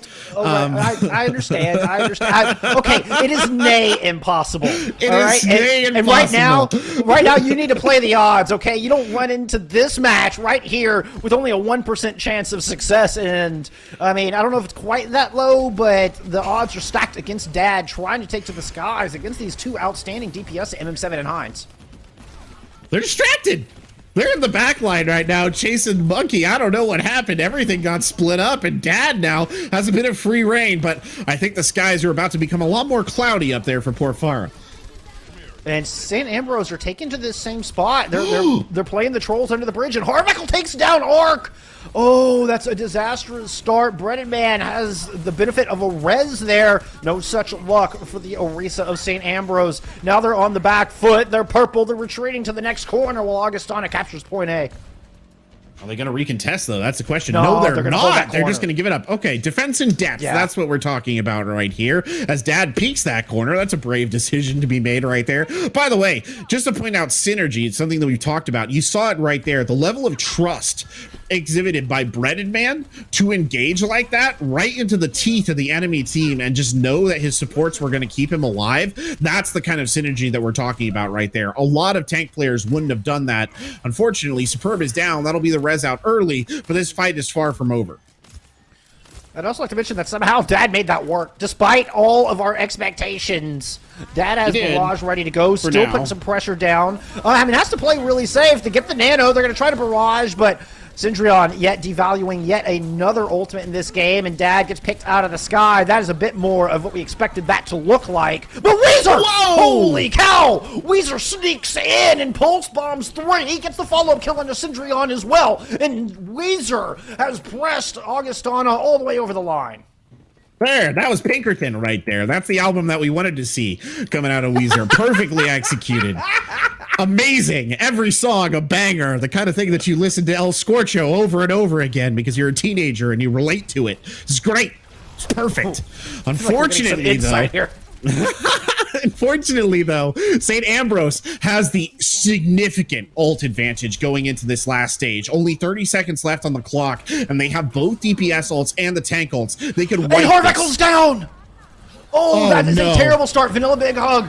Oh, does manage to sneak around the self-destruct to go get that res, but here comes the Graviton Surge. Superb does, I think that got hit on the cart. I don't think that's what they were looking for. St. Ambrose now choosing to fight back with their ultimates. It's going to be a double damage amplification matrix attack visor on the back of it, picking up 3, and there's just no coming back from that. Augustana cannot stand up against this absolute onslaught of ultimates. St. Ambrose, they're sending this to a map 5. Battle of the River comes down to one final control map.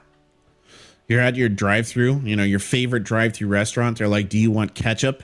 And you're like, yeah, I'll have some ketchup. And then they just dump like 80 ketchup packets into a bag and hand them to you. That's what happened right there with Heinz. He's just like, all the ketchup. The bottle is open. It's coming out easy. Like, beautiful tail end. And again, the thing that I said earlier on, and we're seeing it illustrated in this play of the game, the DPS saving the bacon of the team. I said they had the ults to wipe the point there, Bullskunk. They had the ults to wipe the point. It came in the form of Heinz. Give credit to the cast that was around them for making it happen, but ultimately it was the DPS players in the hot seat doing what they needed to do to secure that last point of Nimani.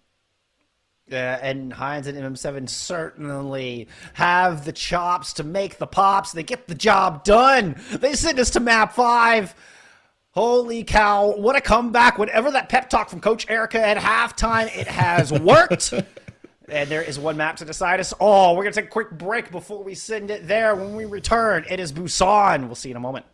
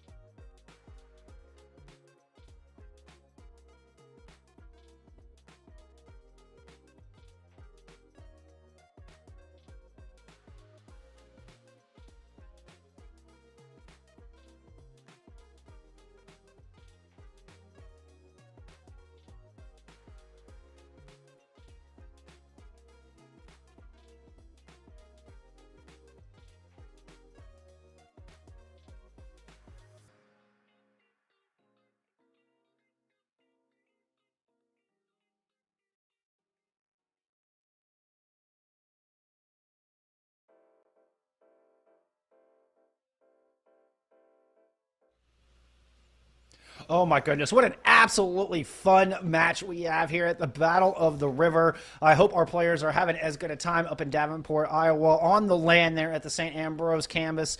It's St. Ambrose, man, they have really shown their mettle and their resilience. They put up 2 6-5 victories back-to-back to send us to this map 5. Yeah, we were just talking about this in the break. Momentum very much in the court of St. Ambrose here. They probably got the home crowd, if there is a home crowd.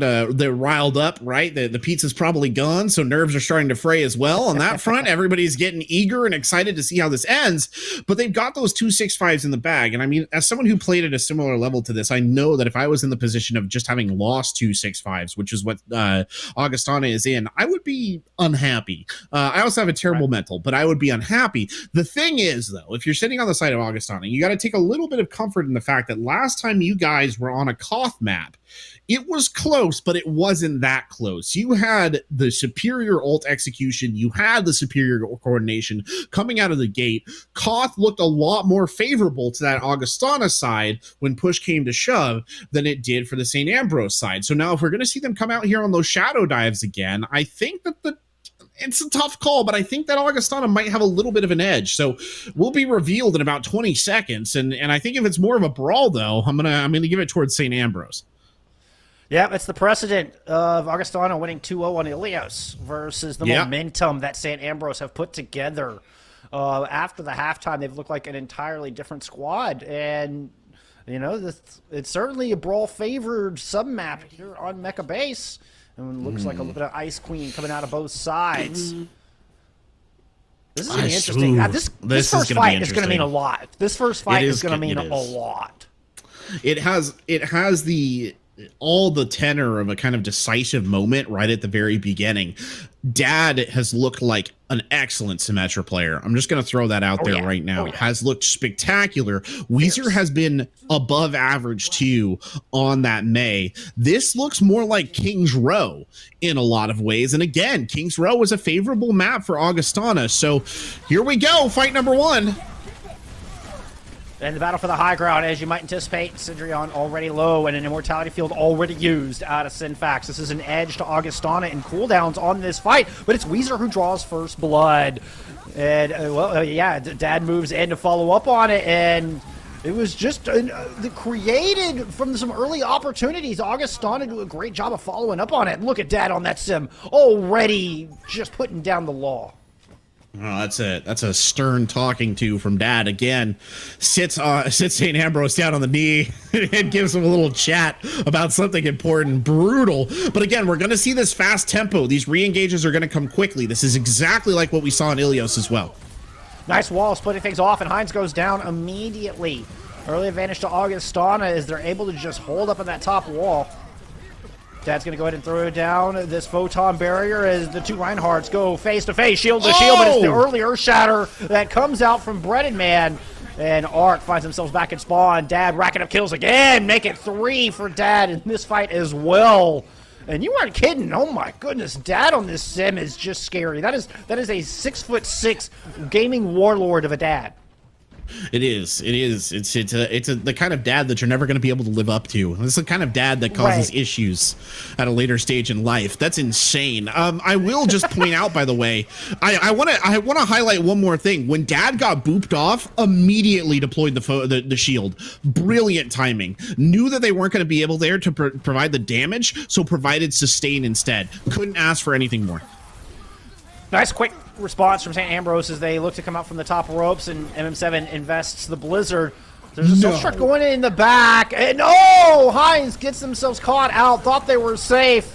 Immortality field has been used, and St. Ambrose kind of have their backs up against the wall here. MM7 getting pressured down. Ant Matrix just holding St. Ambrose in place. They have to use a sound barrier just to try to escape out of that corner, but there's no respite to be found. There is no safety for you. This is 86% to 0, and St. Ambrose are going to be desperate just to get one touch in.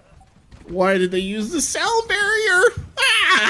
Just jump off the edge of the map, reset. Now you're not even, I don't think you're going to get a chance to retouch this. Arc! Maybe. There's the script being flipped, but it's 3 the other way, and it's a +1 to Augustana in this 99 to 0 fight. The May has to touch. Syndreon does have the self-destruct to get back in mech by another 600 health, but that doesn't mean a whole lot. If you can't call the second mech in or you don't get back to the objective is really what happened on that. It's a clean 100-0 to Augustana. Wow. That momentum, we were talking about momentum. And I think the momentum just got forcibly stopped right there. I don't know what the appropriate metaphor or simile is in this situation. It was just kind of like a wave hitting a dam. Nothing happened. It died 100% to 0 on that first map. And now we're coming out with Augustana on the Shadow Dive, the composition that they looked very deadly on. St. Ambrose is going to try and challenge this with a Reinhardt, Reaper, very brawly McCree comp. This is going to be tough because I don't know if you have the sustain and the ability to counteract Dad's hacks. That's going to be the big thing as they fight around Drum Jr. Well, and you were talking about Dad Symmetra. Dad Sombra, to me, was even more impressive somehow. Yeah. The EMPs, every single one was fight winning, and they're already a quarter to the first one here as both main tanks fall. Hines is able to pick up that go-ahead kill, though, and give the edge on over to St. Ambrose. And the Fighting Bees should be able to grab first control, particularly with that kill onto Harvekel. That's a self-inflicted defeat right there for Augustana. They split their front line, and that allowed Hines to just like drive in there, dagger to a kidney sort of situation, and split the two of them up. What that has done, though, is it's made Augustana switch things up. They're going in with a Reinhardt and a Mei now, trying to copy some of the magic that they had on the last stage. And they found behind an ult economy. This Breaded Man just gets charged into oblivion. And everybody ends up dead, so there's no more Reinhardts on the battlefield. Early Ant Matrix, and St. Ambrose are content to just hold the line at the moment and wait for the ingress. Dad, happy to oblige, coming in back on that Symmetra. Self-destruct picks up one. Hines picks up another as the battle around Drum continues. Main tanks return to the fight. As their Rose goes down, St. Ambrose just lost their sound barrier in this engagement. Could have been the difference maker, but alas, it's Augustana flipping this point. They're doing a good job of stalling it out. I'll give them credit for that, but it's not quite enough. They do hit 50%. Again, though, Augustana, at the Battle of Waterloo, the Archduke Wellington said at the end that it was a damn near run thing, and it was right there as well, because Augustana got split up once again. St. Ambrose wasn't able to capitalize on it that time, whether it was because of a Maywall or what, I don't know, but they've got to be very careful about splitting up in such a brawl-focused composition. Matrix out. Shatter. Arc has managed to get around it, but as the rest of the team, Arc does throw down the Shadow, but doesn't get anything with it, and now goes down. Sound barrier invested from both sides. And Augustana are cleaning up their flanks, now pushing in to force back the main ranks. But here comes Hines in with the Death Blossom. That picks up one, does a ton of damage, able to follow up with two more. And Hines answers back. St. Ambrose steal this objective. The DPS again, Bullscone coming in to save the day. This is what they've been relying on this entire time. Sometimes it's MM7, sometimes it's Hines, whichever one of them steps up in a big way in critical moments. Augustana, rapid recontest and ult usage here is the key to victory for them. If they can just stick this fight early and stick it hard, they'll probably take this back. Photon barrier used early. Amplification Matrix invested early as well from St. Ambrose. Shatter managed to sneak around the corner, but the immortality is there, and St. Ambrose are able to retreat back to the objective, forcing Augustana to use ults to even approach. Now they're throwing in the third as Augustana's Ant Matrix is all the way in the back. Self-destruct thrown in. Blizzard as well. Augustana empty the entire war chest. They are rewarded with the objective. The question is, do they have enough to hang on to it?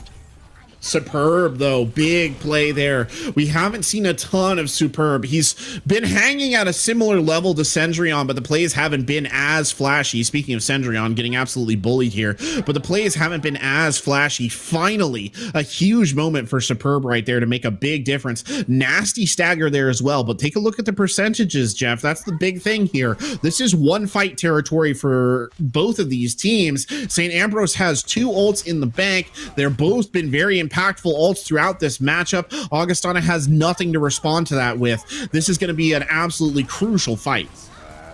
Augustana just need to hang on a little bit longer. They'll take home that Aura victory. Cendrillon throws in an opening self-destruct.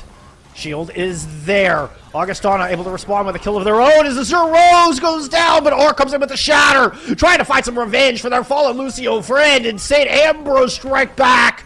They will flip this thing over. They're going to have some ults in the bank to work with to hang on to it. The contestation still coming through will get Augustana to 99, but St. Ambrose inevitably take the point. I don't think anybody's going to be able... Will somebody be able to touch? They're not going to get a full re-engage here. They'll get enough bodies that they will try and re-engage. They've got 5 in. They can make something out of this. Harvickle's going to throw down the Ant Matrix. Zero's Sound Barrier hits all 6. St. Ambrose try to circle around, and it's dancing around the point right now. Shatter comes through, and as Zeros goes down, Vanilla Big Hug able to pick up that final blow. Dad gets 1 as well. Dad gets 2. And the Symmetra shows up big just when Augustana need it most. They had never been able to conquer the Fighting Bees, and it looks like today is the day. It took a land to make it happen, but the Battle of the River firmly in the hands of the Vikings right now. Augustana traverse the Mississippi. They traverse the incredible DPS of St. Ambrose University, and their synergy serves them well, rising out on top as they raise the Aura victory above their heads in celebration. Wow. Could you ask for anything better? For a LAN match between rivals all the way to map number 5. High octane action from both sides. Beautiful stuff. It's just amazing. You know what? I actually should extend my heartfelt thanks to both of these teams. This is good. You're like, I will say, I have been so down on Overwatch lately. I think a lot of people have been down on Overwatch. It has become a bit of a slog.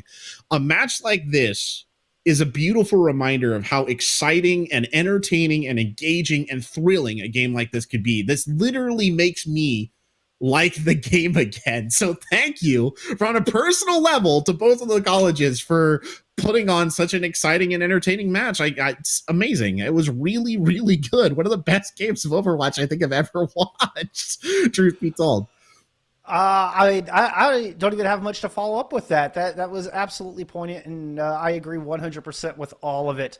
A big shout out and thank you to both of our teams. A big thank you to St. Ambrose for hosting that LAN. I hope everybody had a good time. Augustana celebrating their first victory over the Fighting Bees, and I'm sure they're happy about it, but hopefully everybody can, I mean, it's GG's and everybody gets to hang out and just enjoy being around some fellow competitors, some fellow Overwatch enthusiasts, because at the end of the day, we're all in this together, and man, there's something to be said for reigniting that passion for the game. That is such a beautiful thing. And these two squads have done it in spades.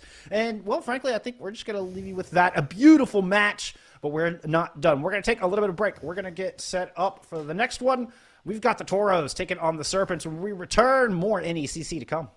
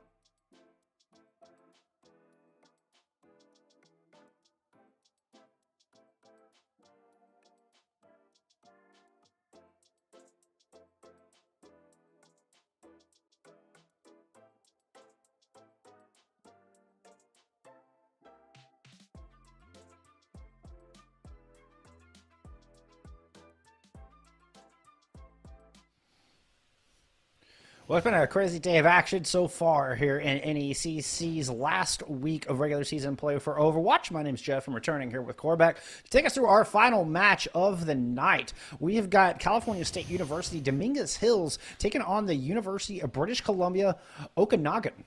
I had to make sure I got that one right. I had to double check myself on that one. You did a good job on that one. I think I botched that the first time Cheers. that I had to introduce it, so congratulations.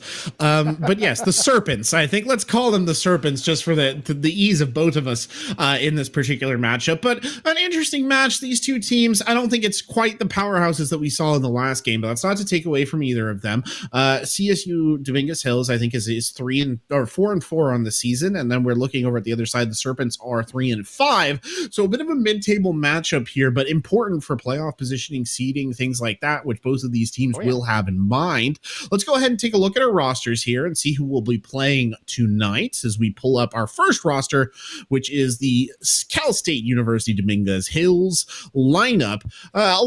A relatively young roster, and I think that's one of the most interesting things for me. They only have one junior on side, but they have a pretty big depth of DPS players on their bench. They're obviously not all getting the start, but it is worth pointing out that I think they have like 5 DPS players, Bullskunk, by far their most impressive position. Only 2 tank players, though, neither of which I think I see on the starting lineup. No, okay, WikiCrix is here, but the others, not so much. That's interesting. No wet band-aid.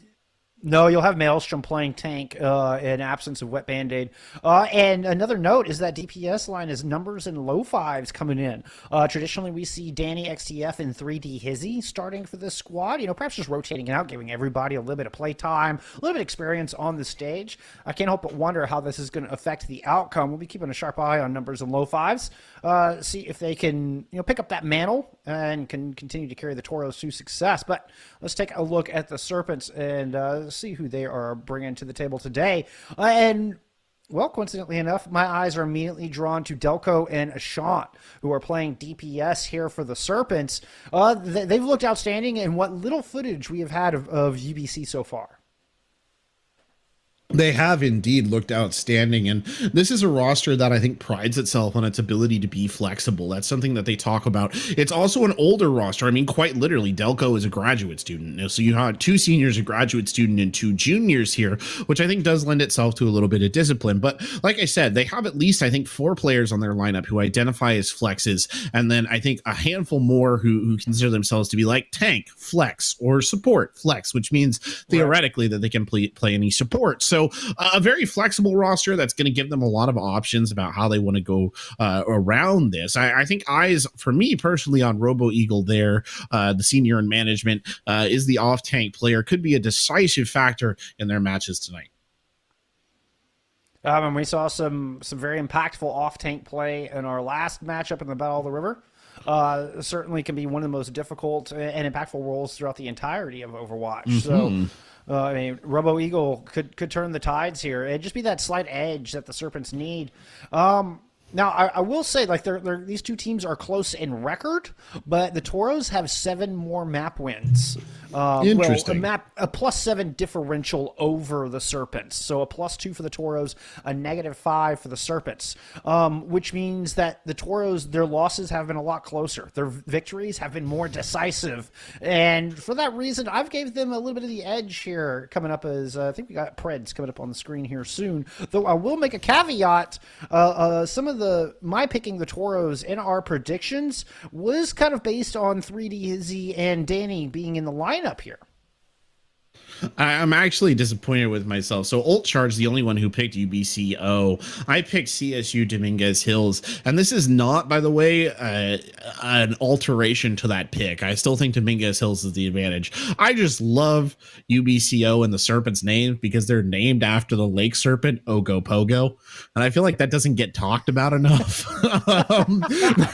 Okanagan Lake in British Columbia is the site of Ogopogo, one of the lesser known sea or lake monsters akin to Nessie, except far more entertaining and far more Canadian. So I was very tempted to pick them based on that alone, because I am an Ogopogo stan, but it was not to be. Instead, we will be looking, I think, at Dominguez Hills. They're just a stronger squad overall. I think they've got a little bit more depth to play around with in the DPS position, which will be helpful as well.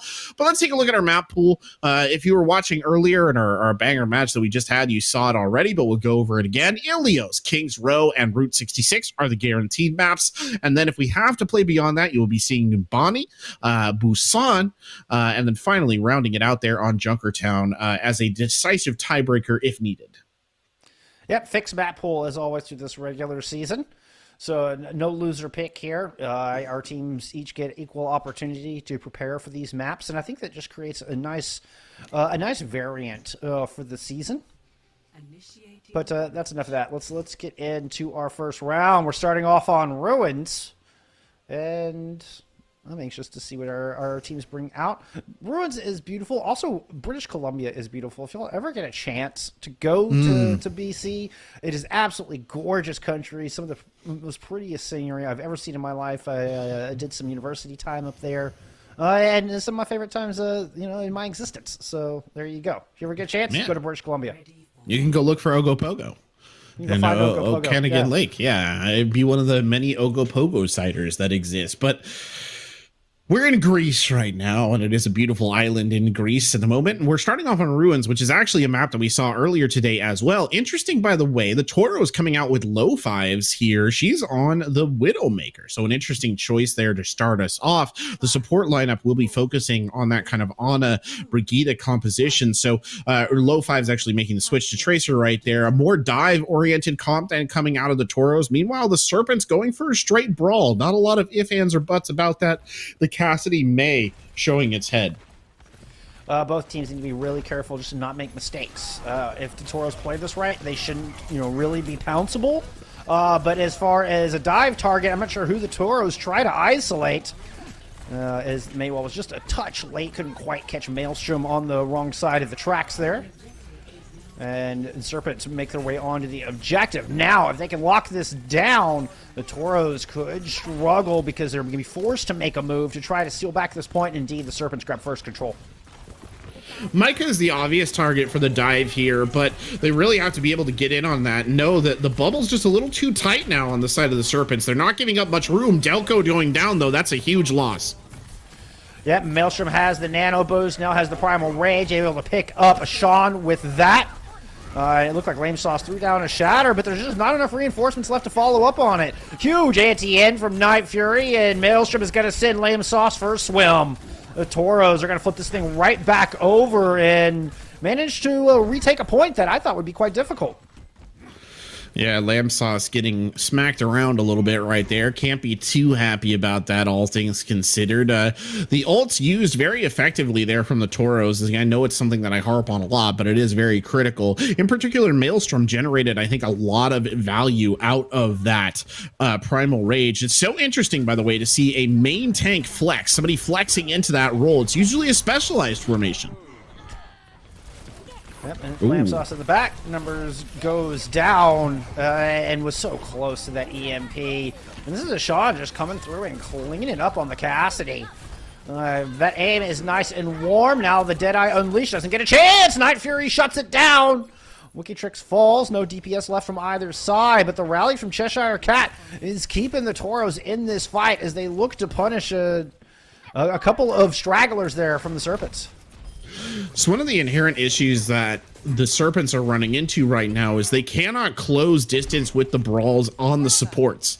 The Toro supports, Night Fury and Cheshire Cat, are happy to kind of hang back, right, and sort of play their game. Cheshire Cat is more than enough to defend her co-support there from any sort of predations from, I don't even know, I guess Lucio maybe could get back there. Meanwhile, the Toros are able to take really forward engagements, and that's just kind of staving the Serpents off. The Serpents need to close distance on the supports if they're going to win this.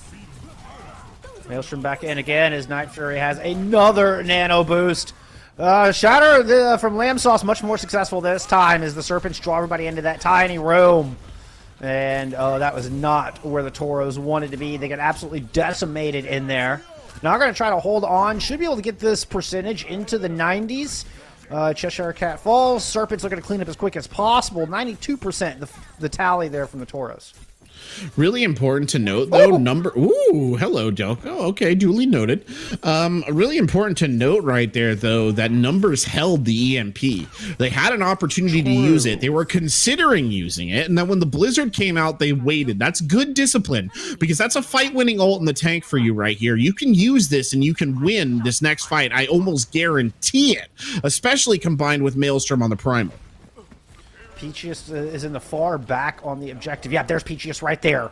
Numbers tracking it, knows they've got to get it. The sound barrier's out. Oh, and the shields are stripped away. The EMP is massive. Robo and Lamb are going to fall immediately, which means the rest of the Serpents are not far behind. There's just not enough sustain left on this point. Serpents have to stall long enough for some spawns to come through, otherwise they're not even going to get a final touch.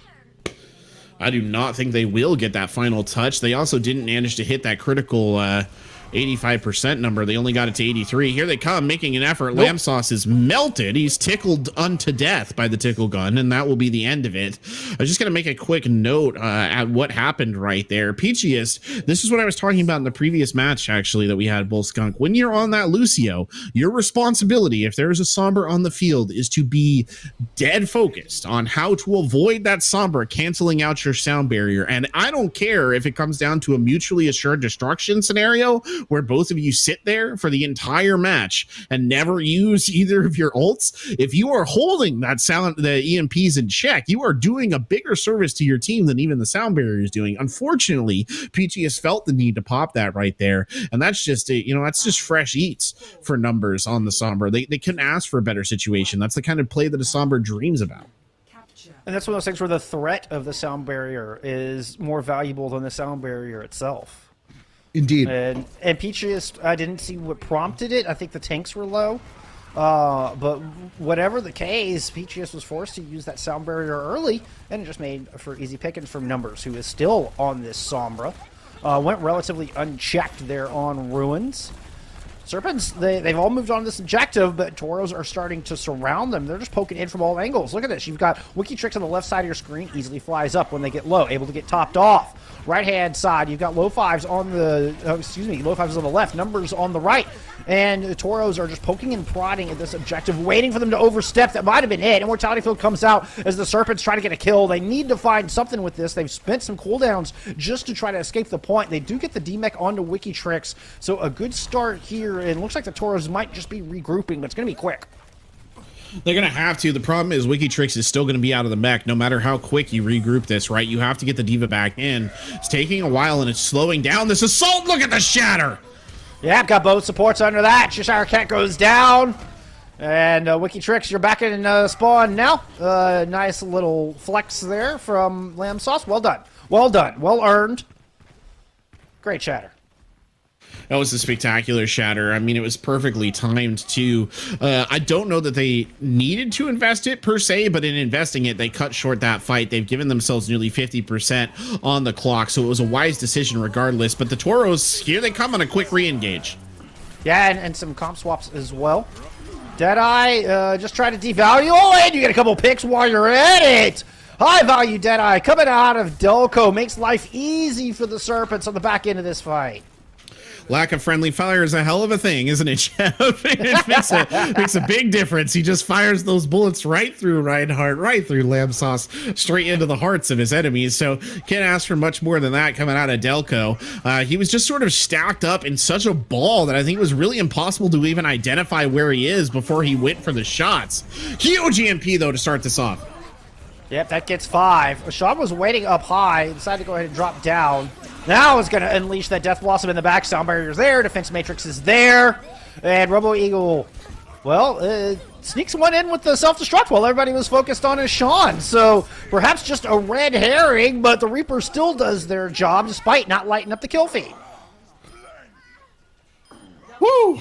Riddle me this, Bullskunk. This is a weird one because we had last map where it was really the Toros who were running the show. We go over to the Lighthouse and suddenly the Serpents go 100-0. They were all aggression all the time on that map. And I mean genuinely, well and truly all aggression all the time. They barely even fought underneath the Lighthouse itself. The majority of the battles were happening basically on their opponent's side of the map, kind of right at the entrance to the central area. That's an aggressive team positioning. And in truth, it really worked for UBCL. They looked spectacular doing that. Going over to Well now, they're going to maintain this aggro composition. I don't know about this. I think this is going to get burned down at range. It's really going to be a matter of how well the Serpents can pull off rotates here, basically, and close with their opponents before damage can be leveled at them.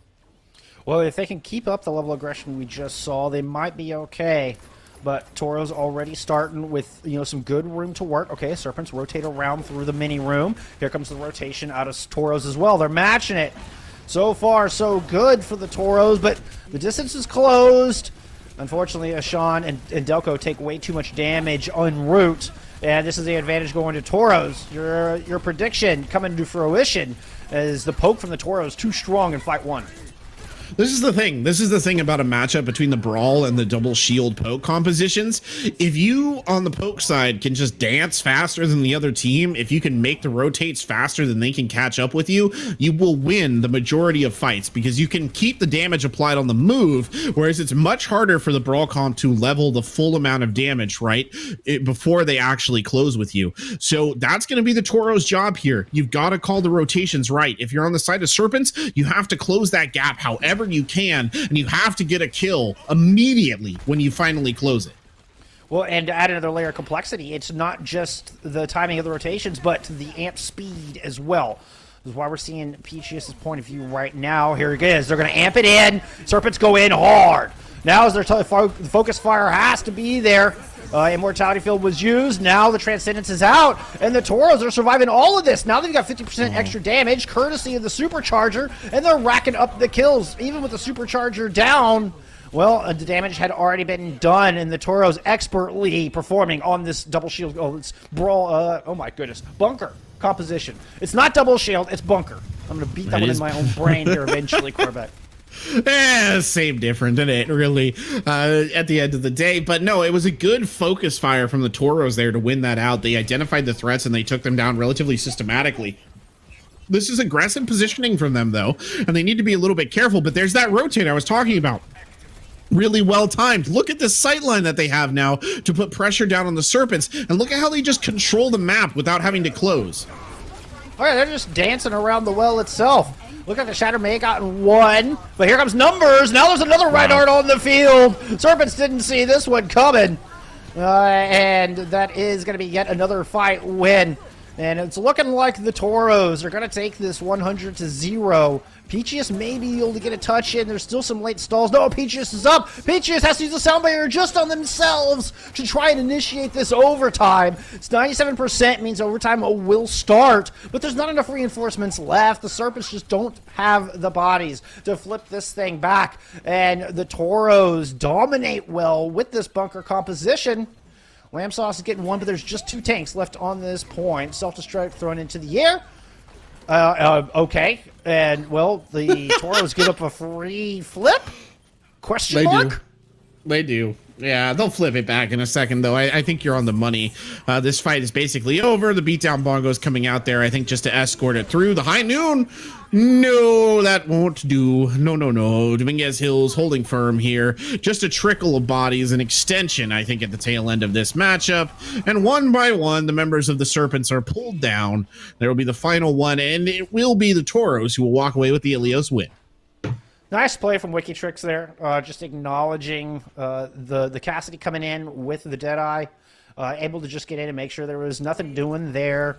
I mean, just very well done by Toros, just good fundamentals on rotation, cooldown usage, when the Serpents were able to close the gap and properly use the amp speed to get on top of them. Toros were right there with the cooldowns they needed to survive the onslaught and back away. Good use of Transcendence from Cheshire Cat as well. Very well done. I mean, tip of the hat to them. Cheshire Cat had an 81% kill participation, by the way. So, wow. Oh man, you put in a little bit of Brig, you put in a little bit of Zenyatta, and those numbers just go whoop straight up.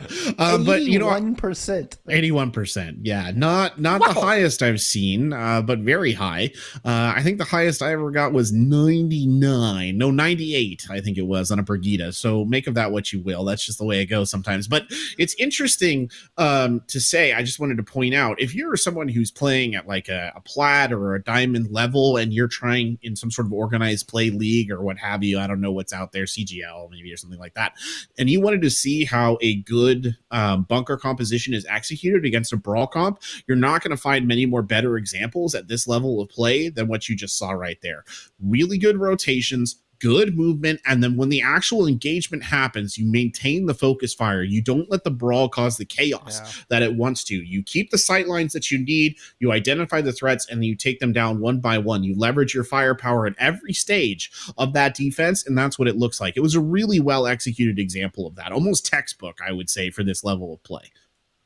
And again, just back to fundamentals. And Toros seem to all be working on the same page. You know, it's like one person kind of playing a top down, where it's like, first I'm going to use this cooldown, we're going to move here. That's exactly what it was like. And so it was max value from every single one of the cooldowns from the ultimates. It was picturesque. There's not much more we can say about that. There's the Toros made that one not look easy, but you're right. It was a shining example of exactly how to play that composition versus brawl. I'm not going to take it away either from the Serpents, because they showed us that the brawl comp can be really effective. We were just saying as we went into that final map of, well, wow, the Serpents totally aggro, very hardcore brawl, not giving their opponents any room to breathe, just grabbing on by the belt and fighting, you know, tooth and nail. The shatters coming out during regroup phases, like a poke phase shatter that turns into a team wipe, that sort of thing. That's really great. But on the other side of the coin, a very solid response from the Toros to come out and be like, we acknowledge your aggression and we're going to play it very differently and make you kind of have to work for it. And unfortunately, the Serpents weren't able to pick it up that time. Now, how much does that come down to the map itself? I think played a big part in that. You know, with that to work around. I mean, it was just a good read. I mean, a really good call from the Toros. Oh, we're gonna take 5. It looks like one of our teams needs a few minutes to kind of regroup and reset. So bear with us. We appreciate your patience. We come back, map 2. We'll see you in a minute.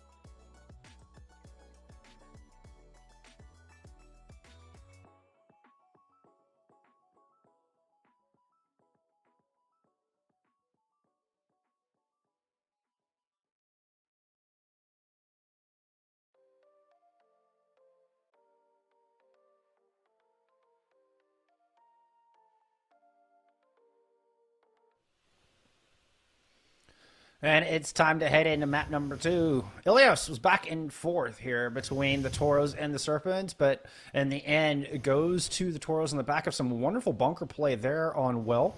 Now it's time for King's Row. Probably going to get more of that Brawl v Brawl, if I had to anticipate.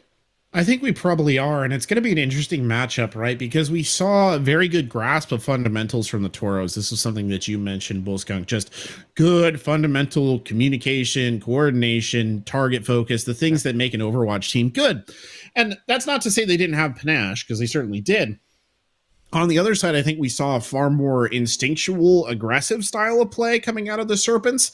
And King's Row is a map. It can really favor either of those styles of play, depending on how it goes. It is the most fundamental Overwatch map, right? This is the bog standard fundamental Overwatch map, but at the same point in time, there are moments where a little bit of aggression, a little bit of kind of intuition, instinct, whatever you want to call it, will make a huge difference here for attackers in particular.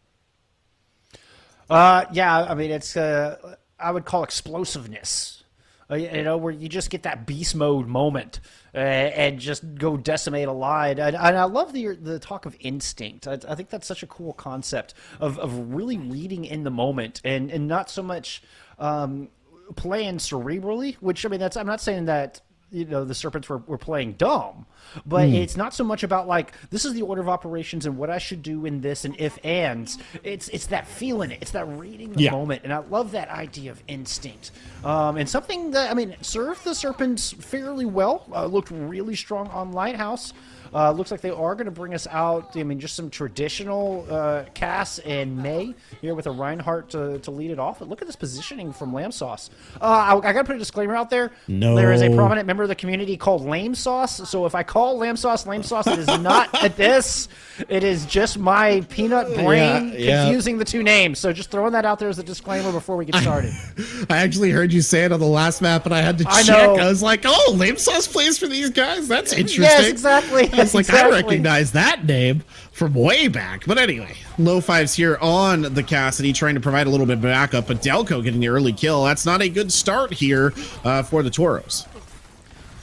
And I can really see the instinctual play becoming even more powerful in this Brawl v Brawl matchup. Really reading the moment, an opening kill from Delco like that, and suddenly the Serpents can just tear you apart. A bit of back off here, actually, from the Tauros, but they'll re-engage. Now that they got their full set, this is what they were looking for here. Yep, nice May wall. Just kind of devalues the Ant Matrix for now, but Lamb Sauce is able to get one. Sean finds yet another, and the Tauros struggling to find any purchase. Once Maelstrom goes down, the rest just have to retreat. What? Oh. I got confused by the camera's perspective. I thought for a second the Serpents put up a Maywall on themselves. I was like, why would you? You had them on the run, boys. You didn't need to do that. They're like, hold up. And anyway, they're back at it again. Amplification Matrix in the mix this time, though, for the Tauros. That could be very big here at a distance.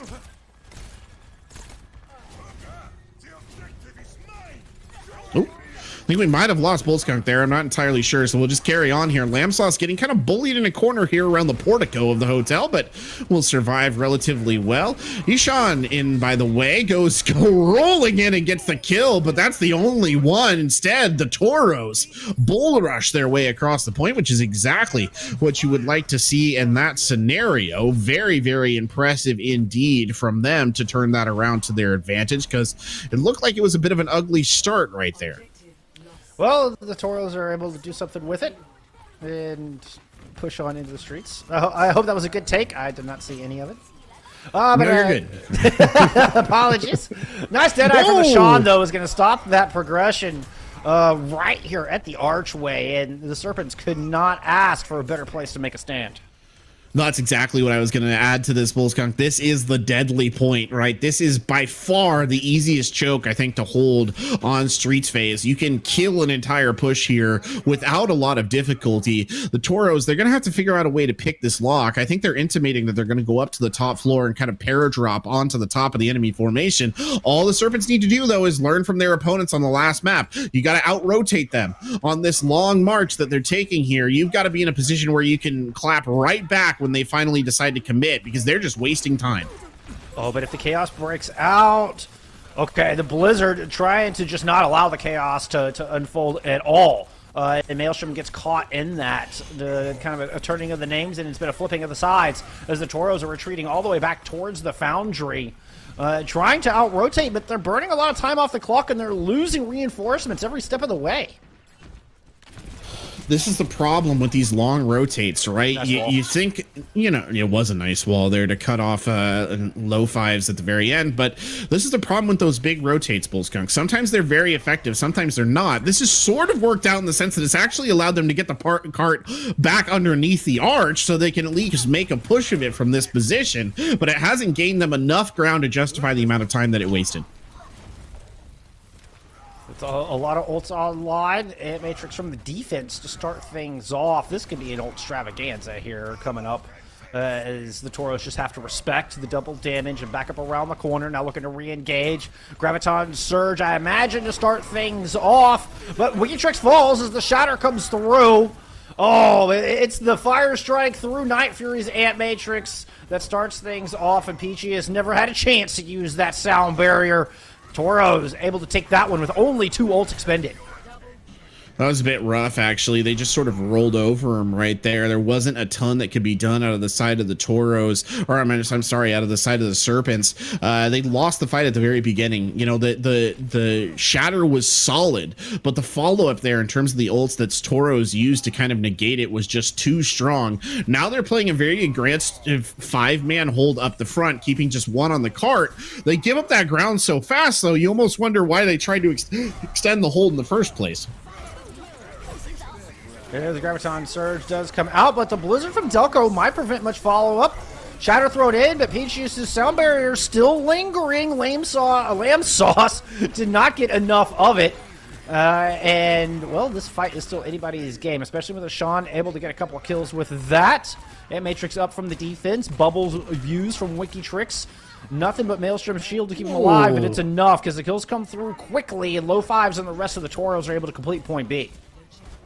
Lo-Fi's hitting her shots when they need to. Look at that. Lo-Fi's on the tail end goes on fire there as well. Good kill onto Lamb Sauce, who was just trying to disengage, but obviously knew, I think, his life was forfeit in that particular situation.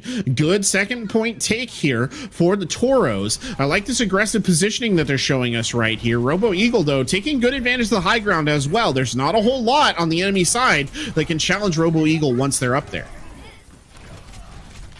And they can just bounce back and forth between it.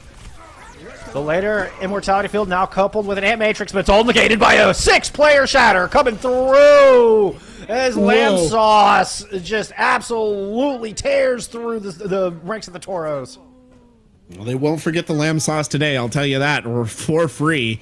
Really done right there, and I like that Delco is taking advantage of that high ground, because like I said, there's nobody on the Toro side who can really get up there and contest that all too much. You're only going to lose out if you try and fight the ranged duel, and unfortunately forced to vacate it because of said ranged duel, but now we need to see if Lo-Fi's can make something happen with this high noon. Good Shatter to start.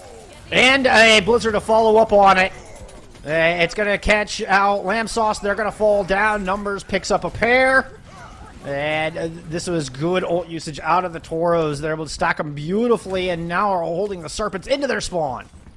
They're also holding on to a Graviton Surge, which is almost a guaranteed fight winner if they can get it off and avoid it being eaten. I don't even see the Diva on the battlefield right now. Oh, the Deadeye followed up on it from a distance. The May Blizzard was in vain to try to deny the follow-up as well. You know, Lo-Fi doesn't even have to get close. Press Q, find 3, and 3 points on the board here for California State University.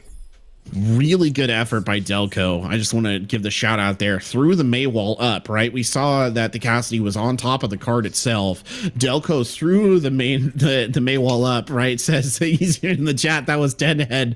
I think what happened, and I can't confirm it because we lost the angle on it just a little bit, but I'm pretty sure Lo-Fi just rolled around the outside of the wall, like the other side of the cart, and then they actually were looking still for McCree to take the shortest, Cassidy to take the shortest route on the left-hand left-hand side, popped up on the right-hand side instead, caught them all by surprise. So a really good play right there. I feel like I need like a, what is it, a telestrator or whatever, where they draw like the X's and O's. Yes. So I feel like the John Madden level like explanation of what happened right there, because it was really clever on the side of low fives. Like, it was really clever how they handled that. Totally caught the Serpents by surprise, which is why I think Delco said that it was a 10-head play. That's it. We want the ability to draw on our screens like that. Let's just make that a reality. I don't know. That could get dangerous. That could get dangerous. It could. Yeah, maybe they'll start it off in Overwatch League and trickle it down just to make sure it's safe. Oh, well, speaking of dangerous, we're getting Toros back in on this brawl composition to try to hold. Not a whole lot of changes. Wikitrix sticking with the Zarya versus Robo Eagle sticking with the Diva. Yeah, Robo Eagle unfortunately hasn't been able to eat a lot of the ults that have been coming out from the other side, and I think that's been a big part of what's been happening. But look at this rush down that we're seeing coming out of the Serpents. Really fast. Not a whole lot of kills on the back of it just yet. Have forced Toros on the backside of Hotel. Maywall out, tried to separate, but Lamb Sauce was on top of it, able to fall back on safe side. Now the Toros are kind of forced to poke into Hotel because resources are running thin. Caught on the wrong side of the tracks. Maelstrom, and they are going to fall.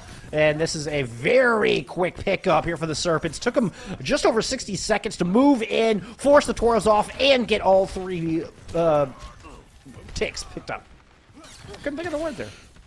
I'll be honest, and this is how I know I haven't played Overwatch in a while, because I know that there's a good answer to what I keep thinking every time I see a Hanzo played, but I'm kind of just like, why wouldn't, on these close maps, why not Junkrat?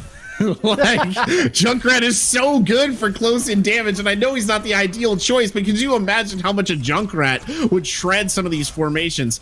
Anyway, the amplification matrix out right here. The storm arrow through the amplification matrix is something to be reckoned with. But again, the Junkrat can curve shots around corners too. I'm just gonna throw that out there. Hey, look at this though. Storm arrows can't bounce around corners now. It's the high-flying Graviton Surge that comes in. Immortality Field up. Ashawn, don't think got caught in that, or somehow was outside the LOS. And the Toros are able to capitalize and make a stand here at the bookstore.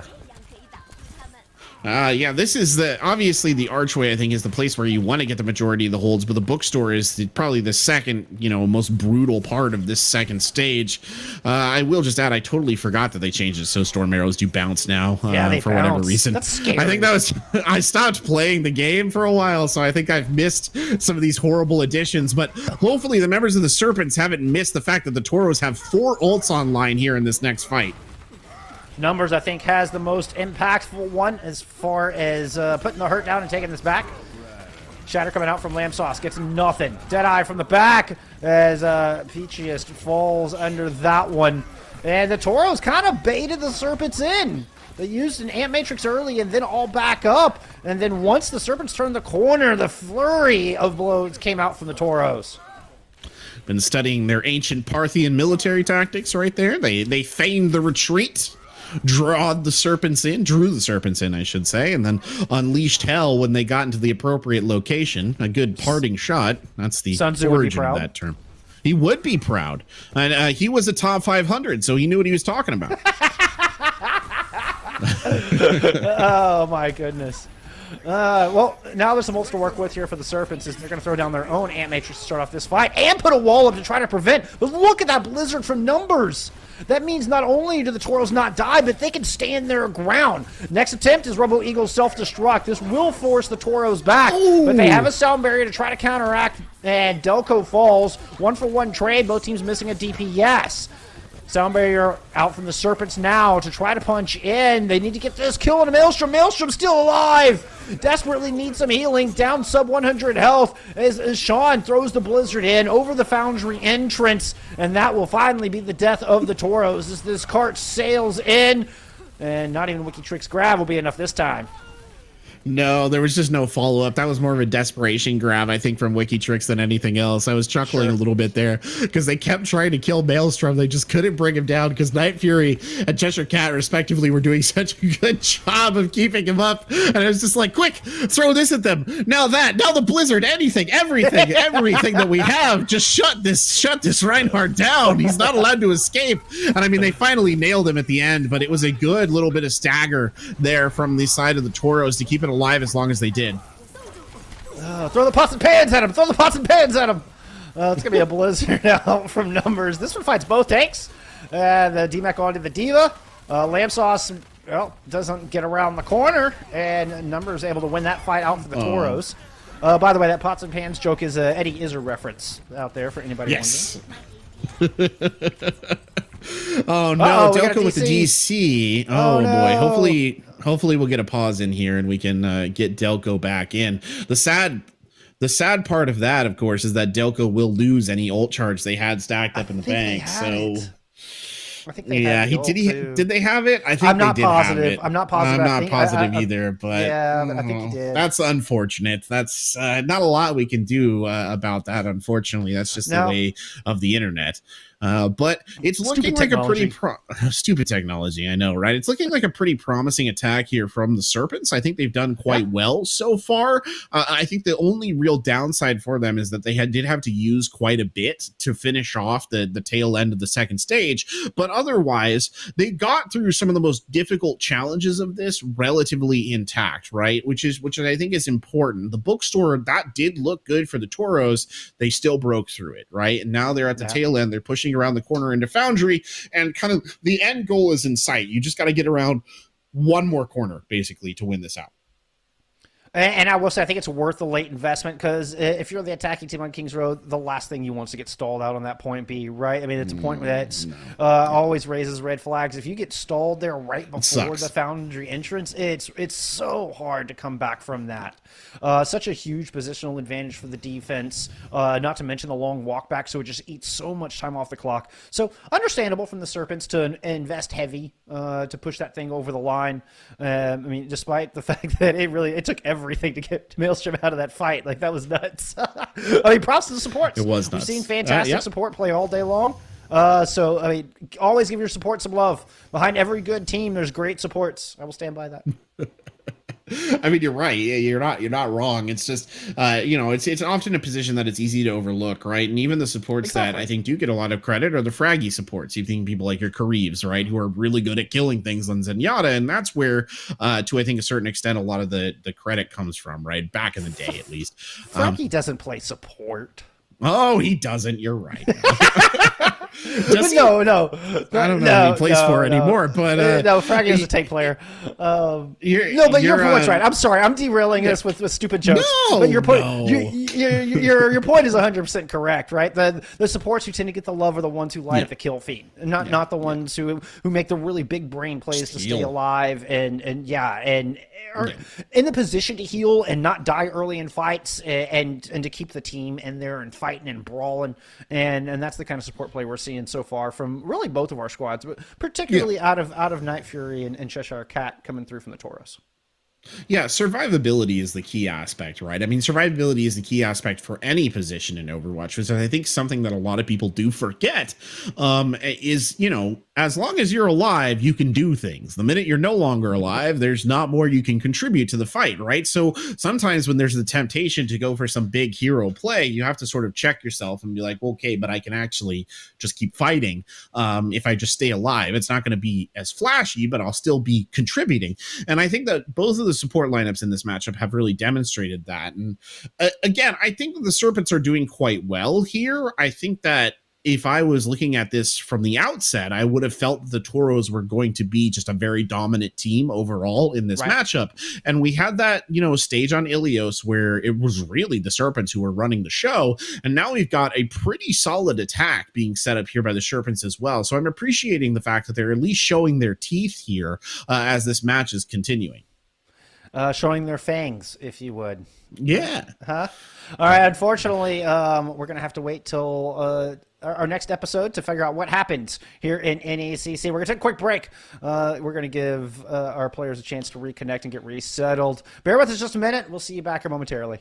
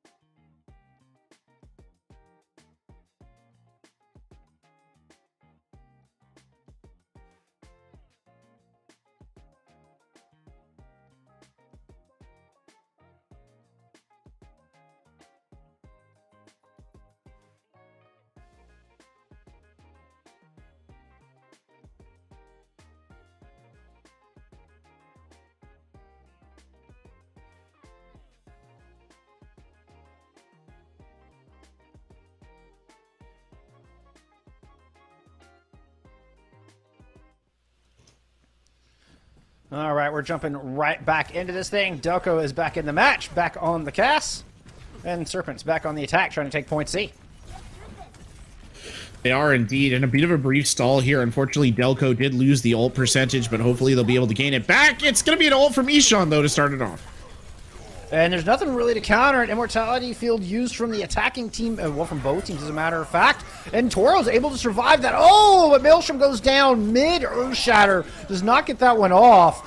Lamb Sauce, I think, just got canceled out of theirs as well, courtesy of Low Fives, who's now going to drop a Deadeye. There's a Maywall blocking the view, but that's going to fade. That's 2 skulls. Picks up one of them. Ashan goes down. And the Serpents fall short of their mark.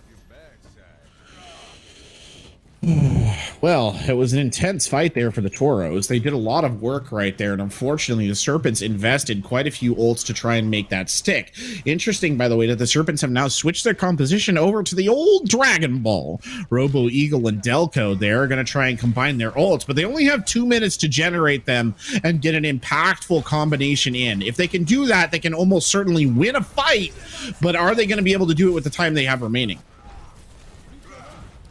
It needs to get some work done, and I mean, 2 minutes is enough time.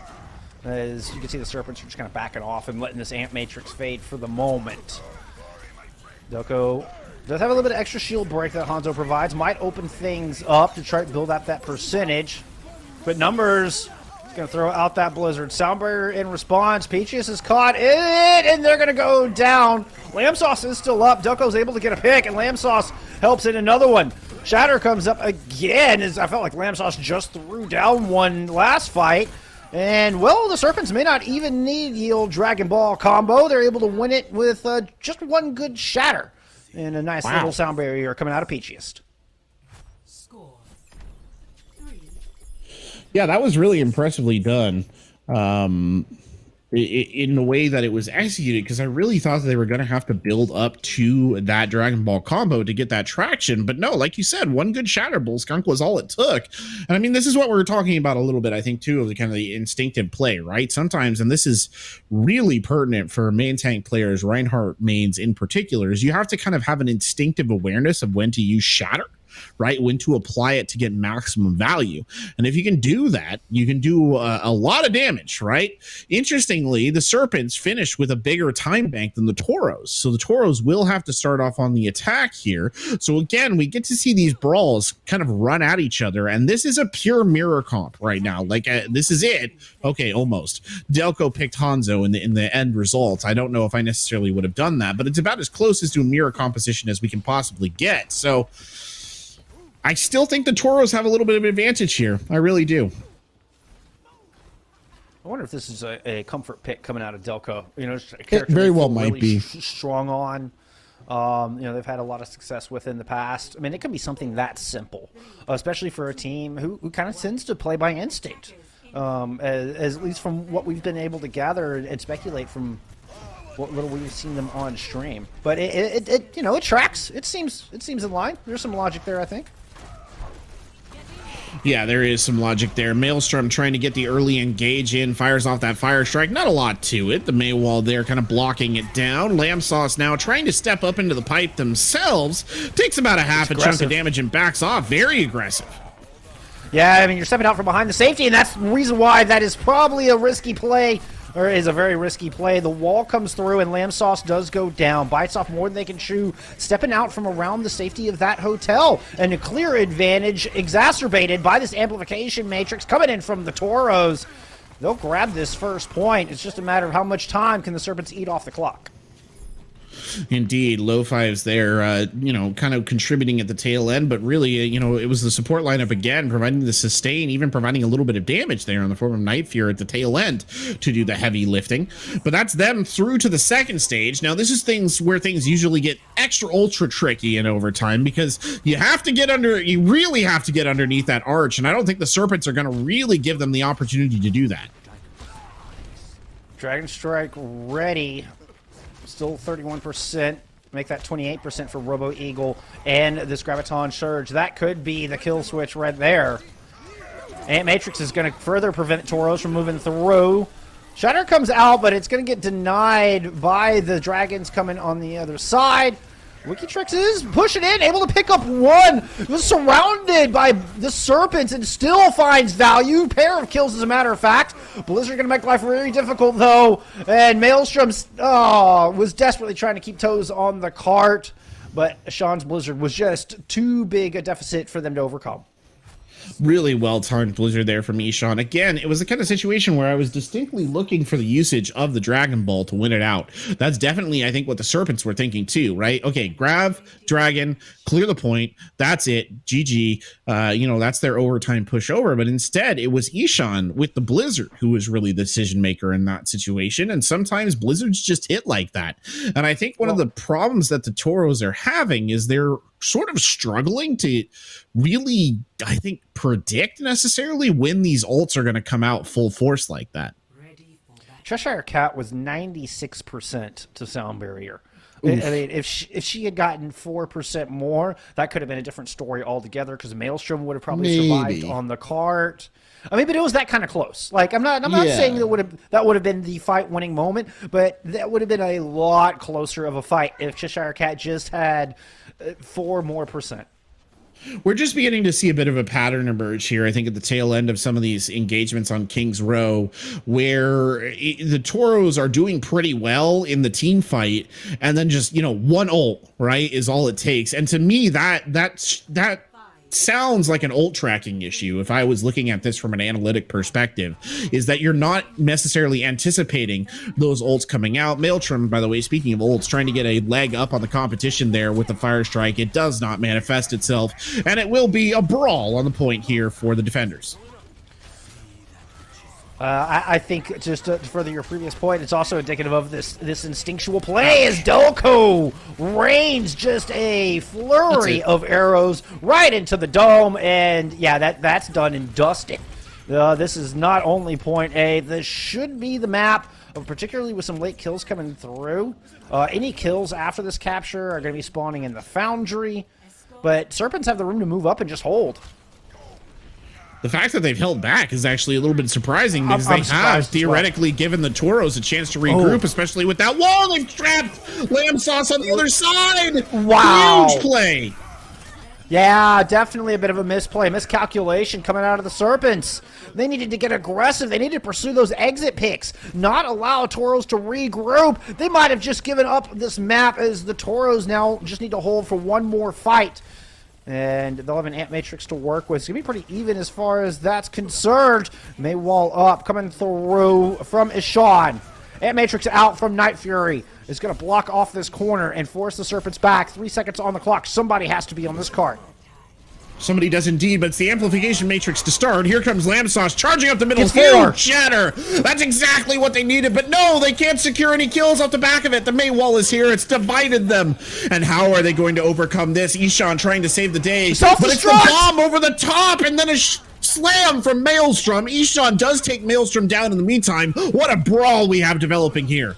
The sound barrier from Cheshire Cat was there this time, and it means it's not there for the Graviton Surge. Is there enough follow-up? Robo Eagle glowing like a Christmas tree, putting out 190 DPS and trying to melt through what remains of the Toros defense. Reinforcements starting to show up, and the Serpents have victory within their grasp. Indeed, they shall claim King's Row. They have tied up this series by the skin of their teeth. Woo! What an ending to that one. Just the Serpents so close to bottling that, as you quite rightly pointed out, by just letting their enemies have the regroup. And then they turned around, and well, it's exactly what you saw right there. A big old Lamb Sauce shatter, much akin to that, was what guaranteed them the victory right there. And Lamb Sauce, again, continues to help win these out with those big shatters throughout these matches. But, whoa, that was close, Bullskunk. That was about as close as you ever wanted to get there. If you're the side that walks away with the W, you're looking at razor thin margins. 1 or 2 kills there would have made all the difference. Yeah, that was absolutely a razor thin margin. Oh my goodness! I mean, Robo Eagle managed to stay alive. Some good positioning around the cart. And not trying to press out too far around that corner. Just that little bit of decision making was enough. That was the difference. That tilted that knife into the favor of Serpents, and sticking around fully charged, able to burn down what remained of the defense. That one was close, but hey, at the end of the day, we're tied. We are tied. We are tied 1-1 here, so that means we will see Numbani at the very least. That's going to be a map that will come up here. And, I think I said it on the last map, too. If you had asked me at the beginning of this, I would have said that Toro was going to be the dominant team. The Toros were going to walk through this. I don't think we can confidently say that anymore, mostly because they keep getting caught out by those ults that I was mentioning. I don't know what the issue is. I don't know how they need to fix this, but something has to be done, because you can't be losing fights to one Blizzard. You can't be losing fights to one Shatter. Obviously you can, right? You can lose fights to one Blizzard and one Shatter, it's definitely possible. But you shouldn't be losing fights to one Blizzard and one Shatter. You should be forcing your opponents to use their ults in combo to execute these things. So there's a problem in the pipeline somewhere right there, and they just need to unwork that kink if they want to win this out tonight. Definitely still time to do it. Heading into our escort map of the night, we will be going to Route 66 next. Last time we saw UBC on stream, they played Route 66. That was way back in week number 5, Corback. And we saw, really much of the same. A lot of Ryan Diva. We saw a little bit of Winston Diva in that one as well. But it's It's one that they weren't able to win that day. So, I mean, hopefully they'll be able to come back on Route 66 and maybe they've put up some practice on this one. They very well might have put up some practice on this. And, I think one of the other breakdown points there for the Toros was those fundamentals that we were talking about, the coordination that we were sort of hyping up. It wasn't as clean on that King Zero map. And I don't know necessarily what that originated from either, but I think the thing that was most telling about that was the May walls. Not all the May walls were super good. Some of those May walls, especially the early May walls, the early engagements on the first point in particular, the May walls coming from the side of Toros were not doing it. They weren't what you needed. They were more of an obstacle rather than an essential split. Now that got better. There were points where May walls were absolutely critical, as we saw at the very tail end of it in overtime. That May wall was perfect to initiate that kind of counterattack that they showed. But it's you got to get those fundamentals back online. That's the other thing that has to come back online. And I think if you're UBCO, you just try and drive the stake home at this point. You got to get another map win in here. If you get another map win in here, I think you might be able to push this one through to an actual W. And I mean, this explosive instinctual play, as we've been labeling it. I mean, one out on a map that I think we both agree tends to be very fundamentals based, but it's thrown the Toros for a bit of a loop. And I agree wholeheartedly. They didn't look nearly as grounded, nearly as confident in that fundamental play. It seemed to be slowly falling apart. Like there's little pieces of strands now sticking off, and the Serpents just need to grab one of those strands and pull, and the whole thing will unwind. Yes, it's entirely possible, but sometimes you tug at those loose threads, Bull Skunk, and they're really, really hard to pull out. It does happen, and you're like, oh, I'll just pull this out, and then more and more thread comes out, and then suddenly it's jammed, and suddenly you're rummaging for a pair of scissors.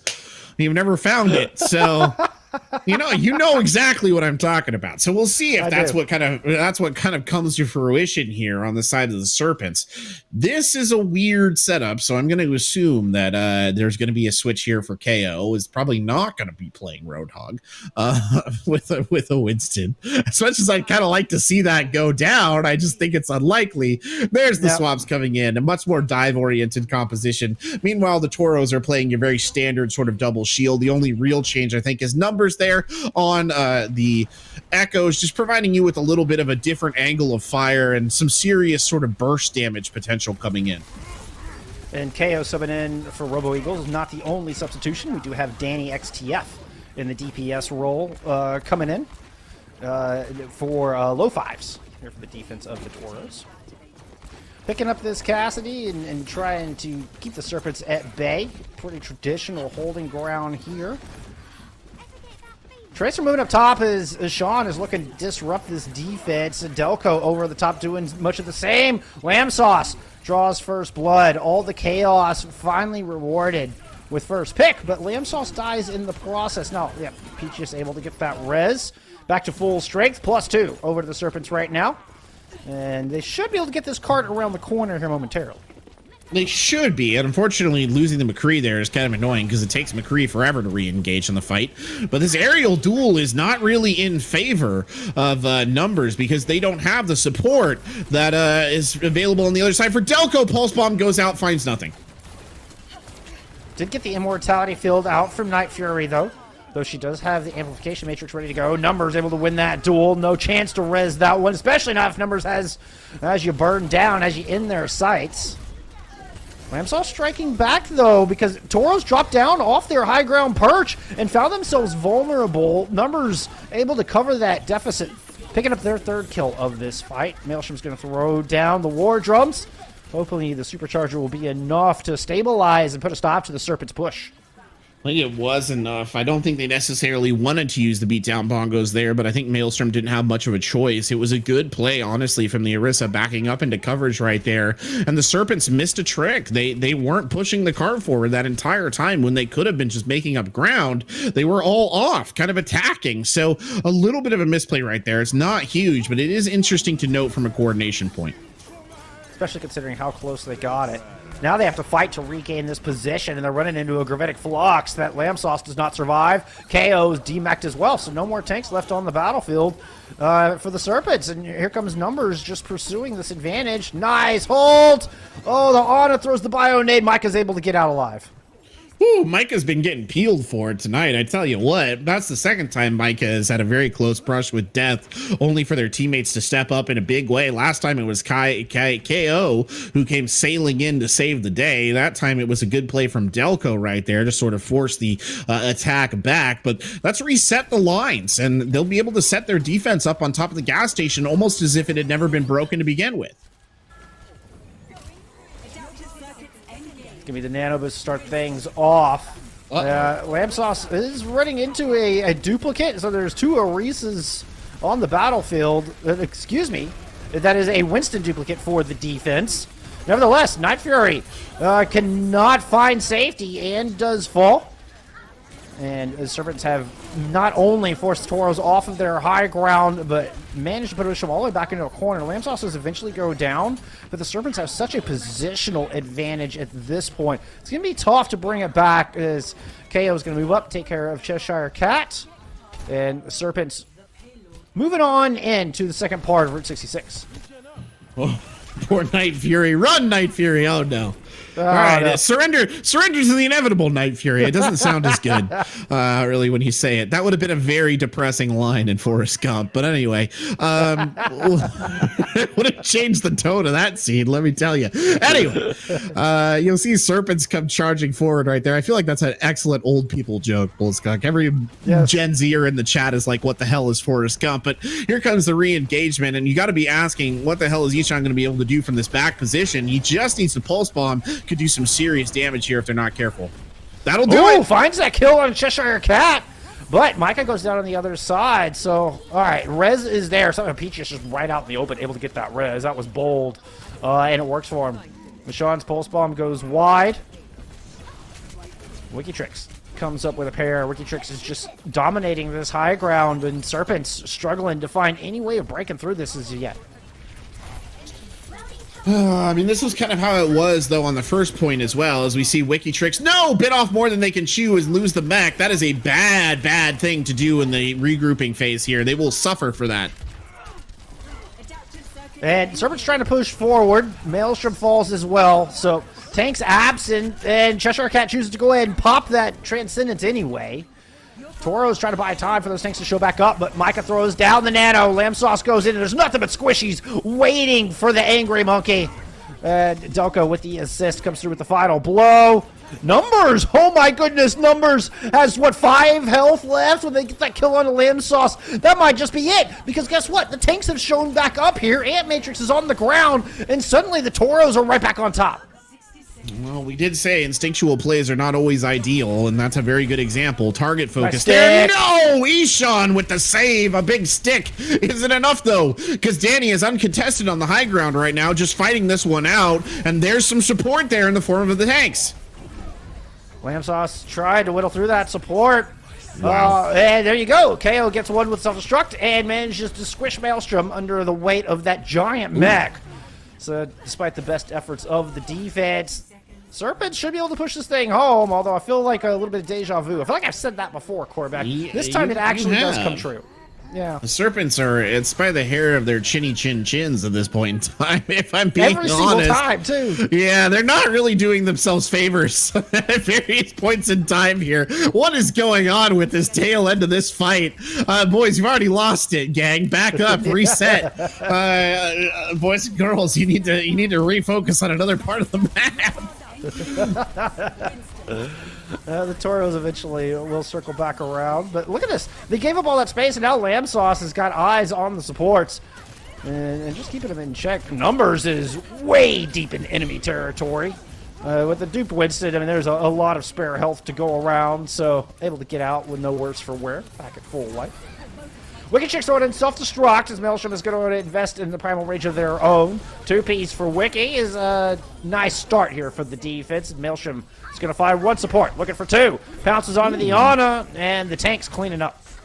It was a really well executed Winston jump, actually, getting that punch in there. It's something that a lot of people don't think about, but you can tell that Maelstrom must play a fair amount of Winston because they've got that reflex action where every time they jump on top of a target, you punch at the same time.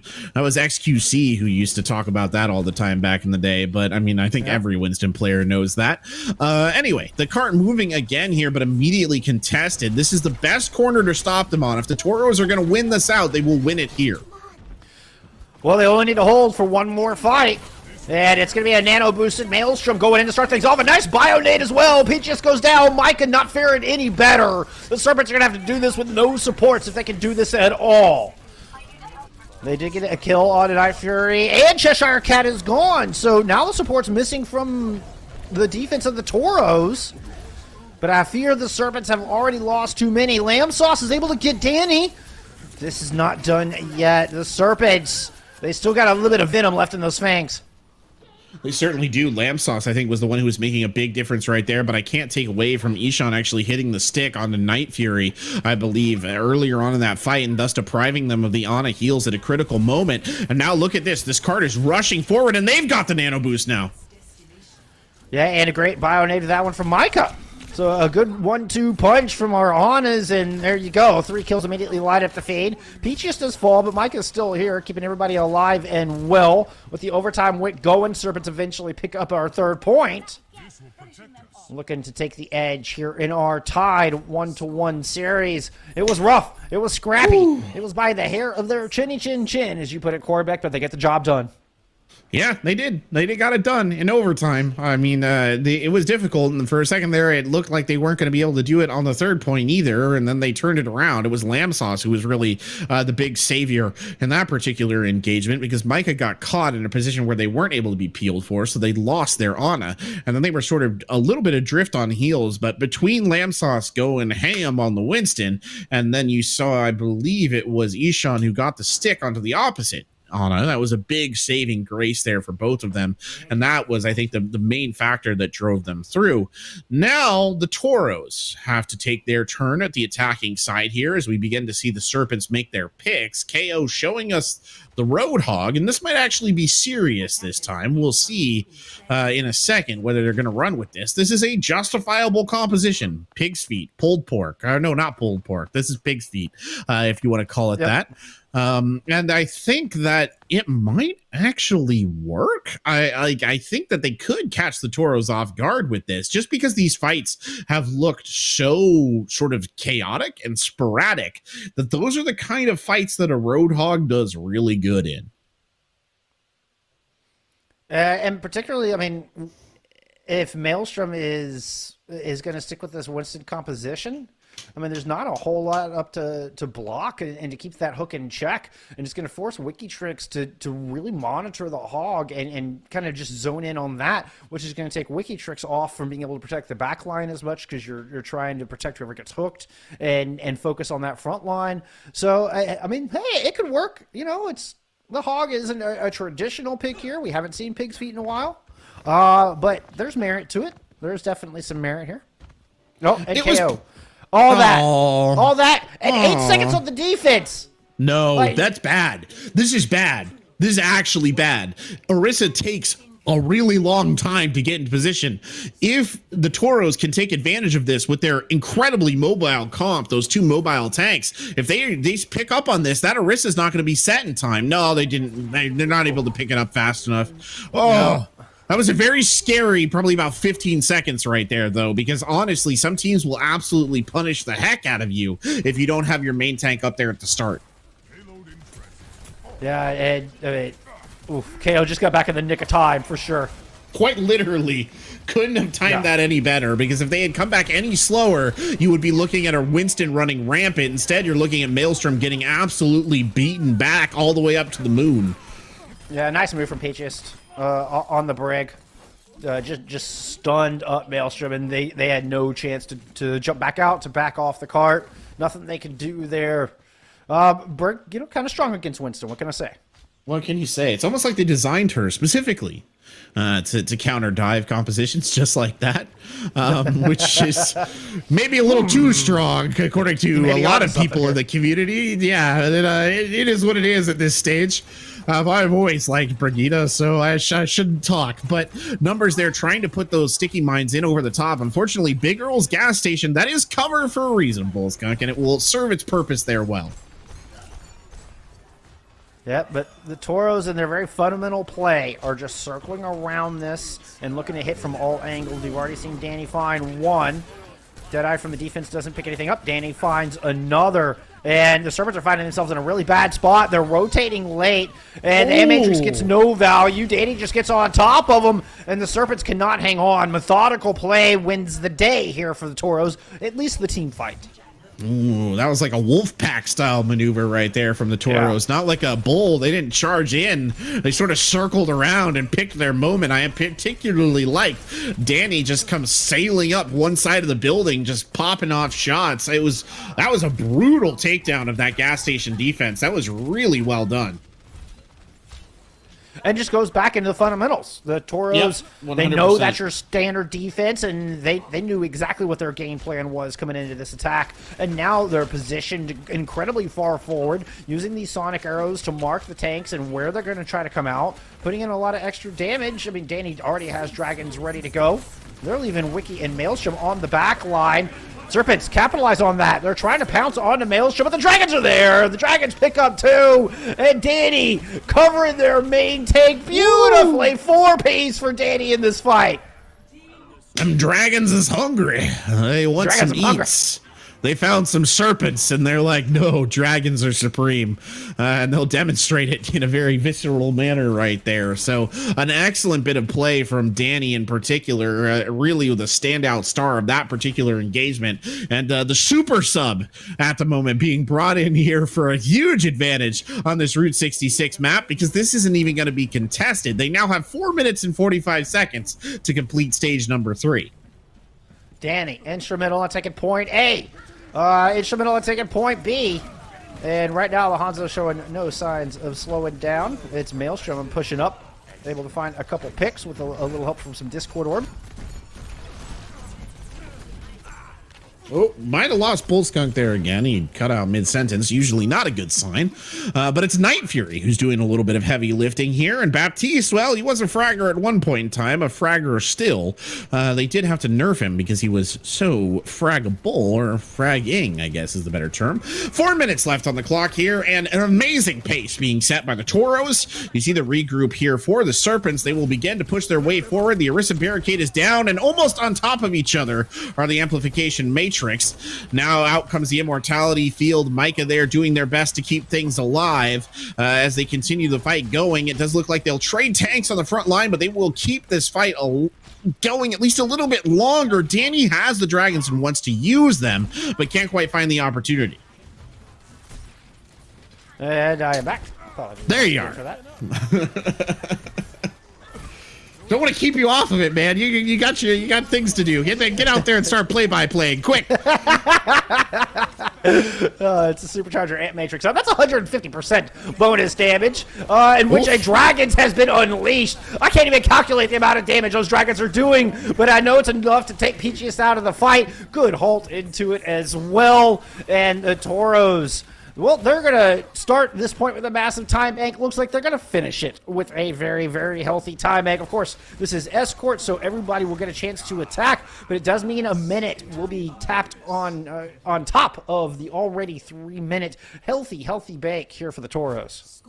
A healthy bank for the Toros, a healthy ending there for the poor members of the Serpents, because really the Toros on that third stage, that was brutal. There was no hesitation. Anything that the Serpents kind of threw in that general direction, the Toros just slapped that down.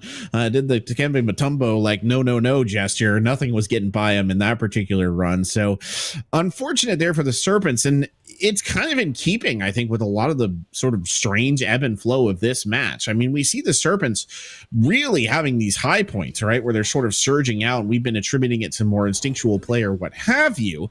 And then all of a sudden, when the Toros kind of look like they're down, right, and they're getting sort of beaten up a little bit. I mean, you think of Maelstrom's initial engagement right there, Bull Skunk getting absolutely demolished at the start of this map. All of a sudden, the Toros are just running through. They are imitating their namesake and bull rushing the third stage. Hey, solid fundamentals. That's all. It comes back to solid fundamentals. I don't know. I'm sorry. Now I'm just going to pause just to make you sweat. I'm kidding. I'll do that to you. They have to listen to me, Bullskunk. Do it for the audience, please. Spare them. They know not what they do. Anyway, no. It's kind of out of the frying pan into the fryer, but that's a story for another day. But it has been interesting to see to read the ebb and flows of this match, and it's making it really hard to kind of adequately judge what's going to happen right here. I think it's entirely possible we might see another 5 mapper here tonight. That's just my kind of gut instinct going into this overtime. It wouldn't hurt my feelings. The more Overwatch, the better. That's especially when you have 2 contested teams here in the Champions Division. I would have it no other way. Now, Toros hoping that their huge advantage of the time bank should be enough to take this one, but you got to stop these DPS duo. Delco and Ashawn move in and just assassinate your back line. Ninjas coming through. And still keeping it alive as they've managed to find the DPS now, despite losing some numbers. No pun intended on that. Vicky-Trix? Oh, wow, what a comeback. You're kidding me, Vicky-Trix is able to bring this back. Are you kidding me? That is unbelievable. That should not happen. No, but Vicky-Trix is about to die. Oh, for all their heroic efforts, it will not avail them in the end. What? Though they have bought time for the team to get back into this. Vicky-Trix got a little bold. I mean, was doing really good. It was really doing really good, and then jumped out away from the rest of the team, who were reinforcing the top of Big Earl, still currently up there with 5, holding on for right now. Oh, nice move. Sean tried to go around back to look for that pulse bomb, and Maelstrom and Cheshire Cat just shut it down immediately. That was the opening the Serpents were looking for, and the Toros just slammed that door shut. Ooh, they did, man. They slammed that door shut with force. Their parents are going to come and take that door off its hinges if they're not careful. That was rough there for the Serpents. And honestly, the person you have to thank, it's Vicky-Trix. We haven't said a ton about Vicky-Trix. They've been, I would say, adequate. Let's say adequate in that off-tank role, but they really stepped up bigly right there. The part that I think really clued me into how Vicky-Trix was going to maybe wrench that back around was they had Peachiest in their sights, and they had other targets in the area, but my God, that was a target lock on that support. They knew that they had to kill that Mercy. They had to shut the Mercy down. If you can shut the Mercy down, there will be no res. There will be no more healing. You can get back to killing the other members of the team, and that's exactly what they did. So very good heads-up play there from Vicky-Trix to wrench that one back around because it wasn't looking particularly good. Serpent's coming out with an interesting look here on the defense. That is an interesting look. Can't trust him. Yeah, I know, right? 7 seconds left on the defense, and we'll get swaps. But, now, I've seen this. Yeah, Roadhog suddenly shows up. I've seen this Symmetra teleporter used to great effect in contenders on this map, but it was not used like this. This is a close hold with the teleporter going up to the high ground to try to use it as an escape mechanism once the Toros pounce. Yeah, that's what they're going to try and do. Unfortunately, well, the Toros pounce, and it's a pounce and a half here because you've already lost Ishan, you lost Lamb Sauce at the start. Everybody back to the spawn room and reconsider what just happened. Hopefully you can reset a defense on top of Big Earls without too much loss, but that's going to be a challenge and a half. Yeah, this is already dire. Serpents have already put themselves in a really bad spot because the Toros are going to claim so much map space here, Corbeck. This is going to be so hard for them to run back into. It's a really poor decision. Sometimes, that works. Sometimes you get the bar. Sometimes the bar gets you. And in that time, the bar won quite effectively, I think, on that one. Yeah, this is All right, well, good speed in. The Serpents doing the best decision they could in the moment. Let's try to rush down the more vulnerable backline and use the speed of that Lucio to their advantage. Unfortunately, Danny and Night Fury have had other plans. Night Fury has been spectacular on this Baptiste. We were talking about supports light at the kill feed. Night Fury's been doing it in spades. She's been absolutely awesome. Coupled with Danny, who just unleashed the dragons right over the objective, does fall, but has managed to force the Serpents back into the Big Earls, and Numbers and the rest of the Toros able to clean up from there. Calculated, methodical, fundamentally sound. Your Toros go up 2-1. An interesting end to that match. I mean, we talk about the gamble that was taken right there. I don't know that it was the best call, but I understand why the Serpents did it. I think when you look at that big of a time bank, you kind of think to yourself, well, they're going to take that ground anyway, right? So why not try and get that early advantage? By the way, this is Danny's amazingly spectacular clip it moment here where he just annihilates the majority of the enemy team. Very well done right there. But it's kind of one of those situations where it's like they're going to take that ground no matter what. You're not going to stop them, you know. If you let them have it, they're going to take it anyway. It just the problem was it wasn't very well executed. That was just like the problem. And again, it kind of speaks to the tenor of this match because we've seen some brilliantly executed stuff coming from both teams, and then we've seen some really poorly executed stuff coming from both teams, and there doesn't seem to be like much rhyme or reason as to what we're gonna see at any given moment. One day it's 100% to 0 Ilios, the next it's like, you know, trying to do a early hold on Route 66 and it goes nowhere. So this is a strange one. This is a strange matchup. I kind of like it. It's a weird one. It's a weird one, and it just plays into the Serpents in that instinctual kind of play. Like, it fits their personality. I mean, I'll give them credit. They've got personality. They've got identity. They've got some style. Now let's see if they can get some dubs. I think we are going to take a quick little break, so you're going to have to bear with us a couple minutes before we find out. When we come back, we're headed to Bonnie. We'll see you in a minute.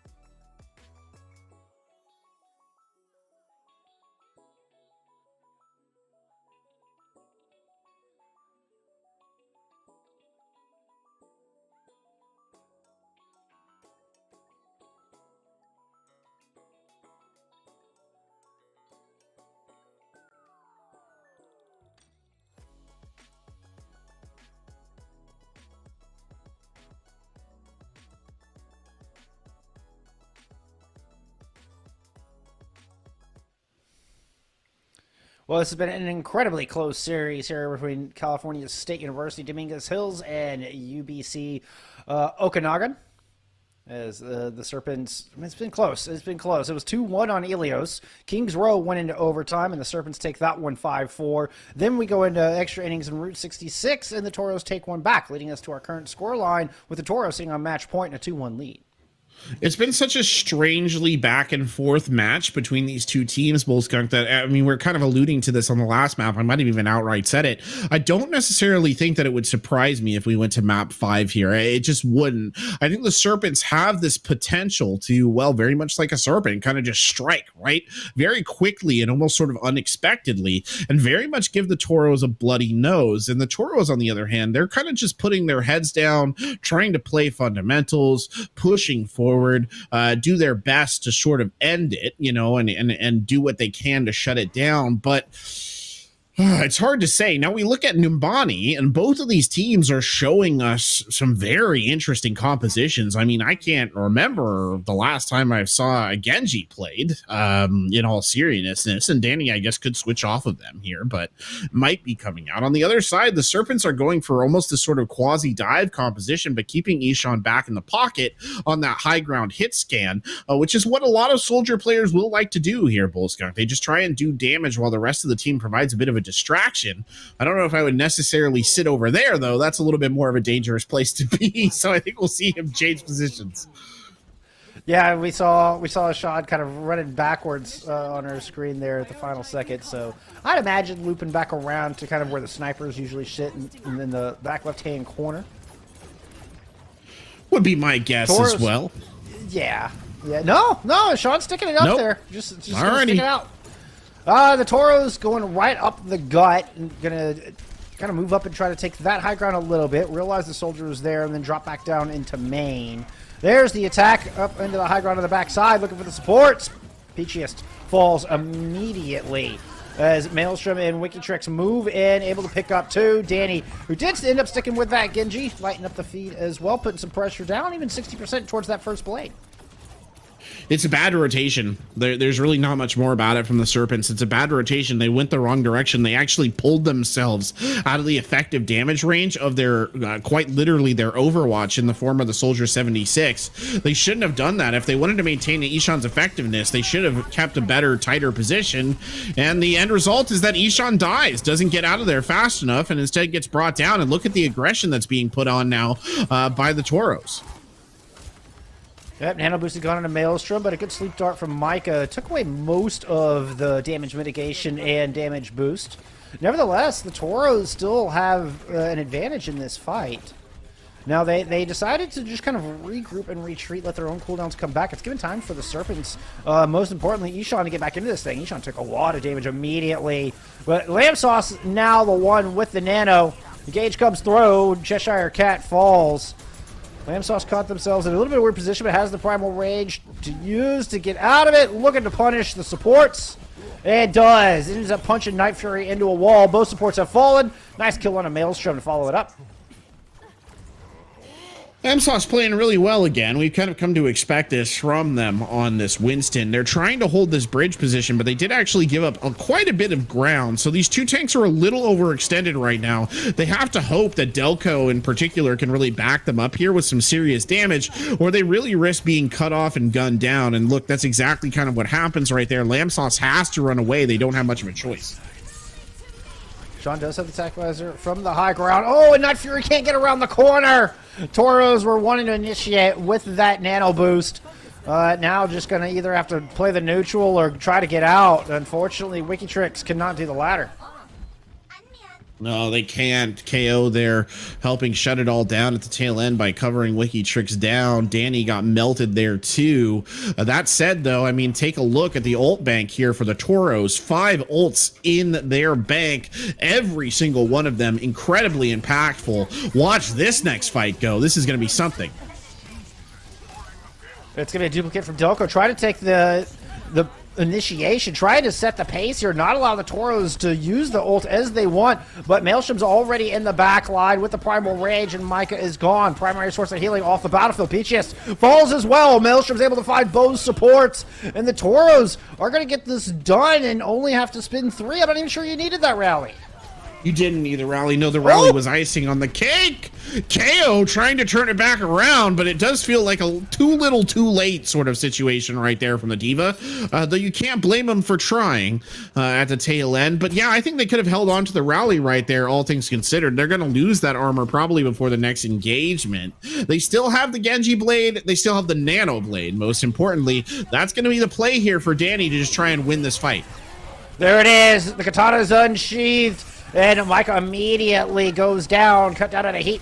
Peachiest right there with it. Is Wikitrix moved in with Danny, and Wiki is able to find the third in this fight. A beautifully executed dive, and the Toros, well, the fundamentals ringing true for them right now. That was picture perfect. I'm actually surprised Ishan didn't switch. Ishan ran in there with the tac visor after Danny started, carving up the team.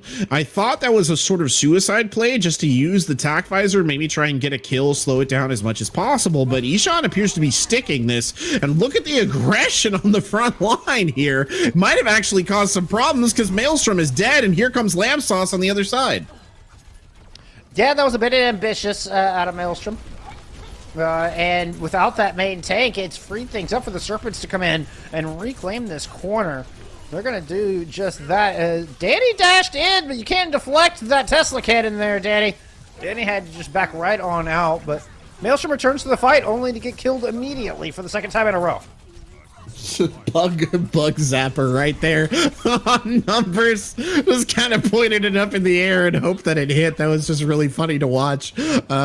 This is a strange sort of way. I think I sound a little demented. It might be because I've been casting for like 6 hours at this point in time, but whatever. It was funny, okay? Wikitrix here trying to keep it all in perspective. Takes Ishan down, and look at this pressure. Another Nano Blade. Into the back. The Bionade is out, and the Primal Rage is keeping Danny from really getting anything done. Nice. Well done. The giant Hamhawk fists are stronger than the blade, apparently. Never mind a pin. All you need is an angry scientist. Speaking of, Maelstrom was able to find both supports. Can they overcome this deficit? It should be enough to at least buy some space. Really nice Primal Rage from both sides, from both of our teams here right now. Yeah, we saw great Primal Rages from both of them. Numbers immediately jumping in, trying to get the most out of this Echo, trying to get a Primal Rage of their own. There it is. Only 2 seconds, though, for the Angry Monkey mode, so they will back off. Ishan has a tac visor in the pocket here to use as well. Never mind. Oh, don't even get a chance to use it. Just our cat armored up, I think, dissuaded the pressing of the kill. And in that moment of hesitation, the pounce comes through.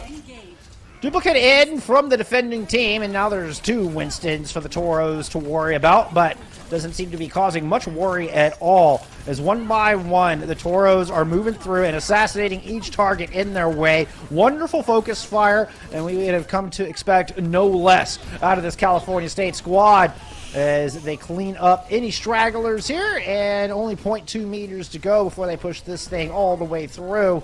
Tracer's gone. Winston's gone. Still time left in the bank here for the Toros. It's still time left in the bank for sure. The Toros doing a really good job there at the tail end of that. That's one of those points that could easily get out of hand. You think about Danny not being able to use that blade in that particular circumstance. First of all, I just want to highlight good tank play from Lamb Sauce to get on that and use the Primal Rage to cancel that blade out. It's not, I think, the ideal usage of that ult, but in that situation was absolutely critical. Good peel again for Micah on that Ana has been peeled for multiple times by the team. They're doing a really good job of reacting to that. But the Toros, they also did a good job of reacting to that. We saw Maelstrom use a spectacular primal in response to what occurred there with that Dragon Blade, and that was what was able to dig the team out of the situation they had gotten into. So the Serpents on the attacking side now, I just don't know, Bullskunk, if I rate their chances. I genuinely don't. I think that the Toros are kind of making this a little bit easier on them, still playing. I don't think that Genji is that effective. Let me just put that out there. I think it's a bit of a missed potential. So I'm curious to see if the Serpents can capitalize that on that or not with their rush con.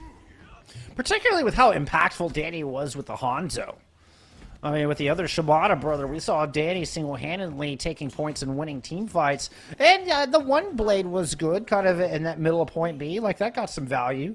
But even in the mid-fight, you know, Genji just doesn't have the same DPS output that that their brother does in the canon. No, and that is something worth pointing out as well. It just doesn't have the same input, and I think that was part of the reason why they didn't get as much value out of it. This brawl has to close though, and I think that's going to be the hard part, and that is not a good start either. Certainly not for the Serpents, and it's getting worse. Lamb Sauce goes down, and Micah falls shortly thereafter. That's a reset. Nice read, textbook defense from the Toros here with this dive comp.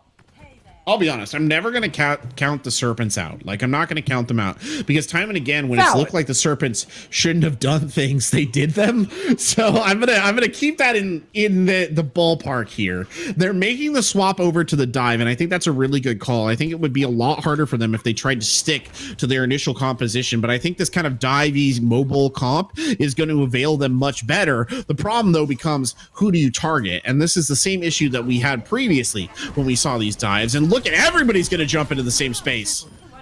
Yeah, and it's the Ana. Like, the Ana has to be the target, and immediately look at all the kills. Holy cow. Lamsauce and Delco knew exactly who to target. Just kill everybody, Forehead. Woo! That's just brutal.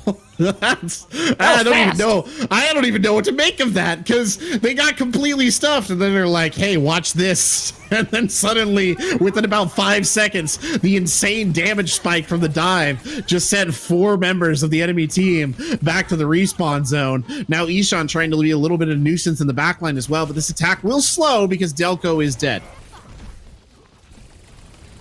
Yeah, and Toros try to see if they can fight for some of this space in the straights. They're going to use the katana to do so, as Danny finds 3 and finds 4 with that nano blade. Now that one had some impact. Sean manages to find that kill while Danny was celebrating, though, and Danny's respawn's a lot farther away. Oh, Danny, no. That's actually a strategic error. I'm laughing because it was funny, but you're right, Bullskunk. That spot is really far away. They're going to miss that Genji when this engagement starts right away. And there you go. Oh, and KO finds 2 right at the beginning. It's like, fight start, boom, dead. And here we go. Serpents going to take this one and rush all the way through the end of point B. And now the fight taking place on the start of point C, and the Serpents are happy with this result. This game continues to be a wild one. This is like a wild Thursday night. This is like late night television status. Like, you don't even really know what's going on. Delco, now we've got a nano boosted Winston going in on the support line. God help him. But I mean, the numbers on the other side is found too as well, including the Ana. We do still have a break there, and yep, the Serpents able to thwart the follow-up attack from the Toros, winning out the second phase of this fight.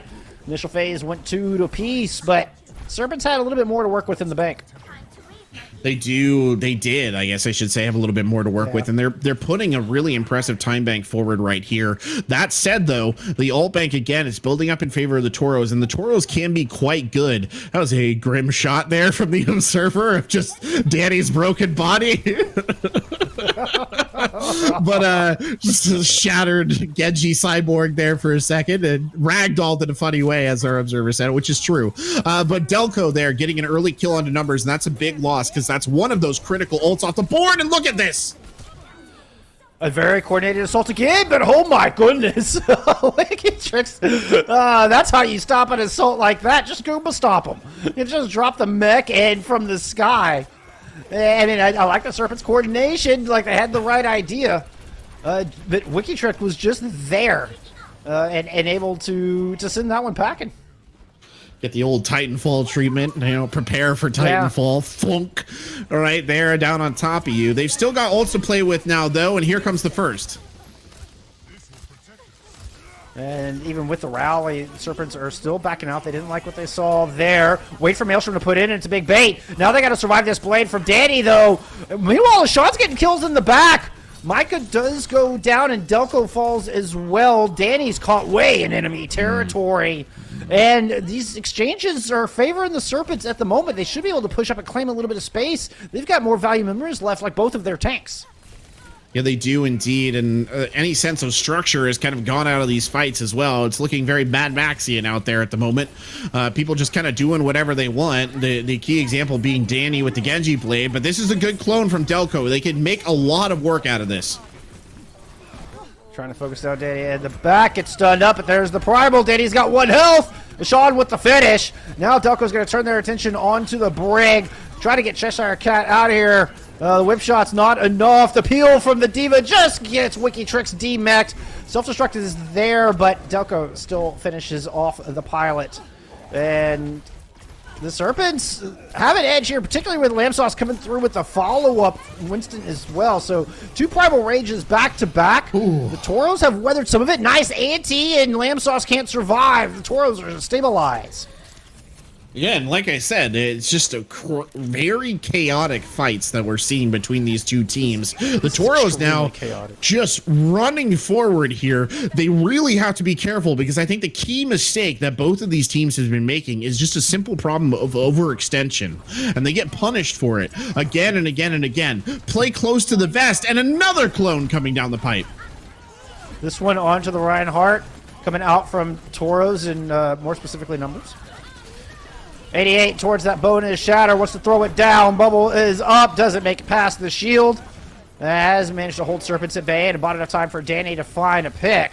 Self-destruct thrown in from KO. I did not see where that one landed, but the Toros...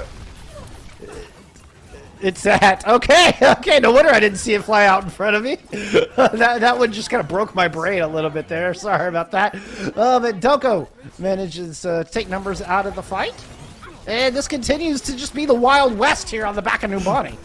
It does. We had echoes punching each other in midair. Nano Boost is invested on the front line, charging forward. There's a bomb out there as well. I don't even know what's going on at the moment. Delco gets a kill. KO getting in on the action. Danny's been playing this outside edge the entire time, but not making too much out of it. There's an interesting clone, the McCree being used. Woo! What a kill on a Cheshire Cat. And that's going to prop them from behind high noon. Delco with the big play.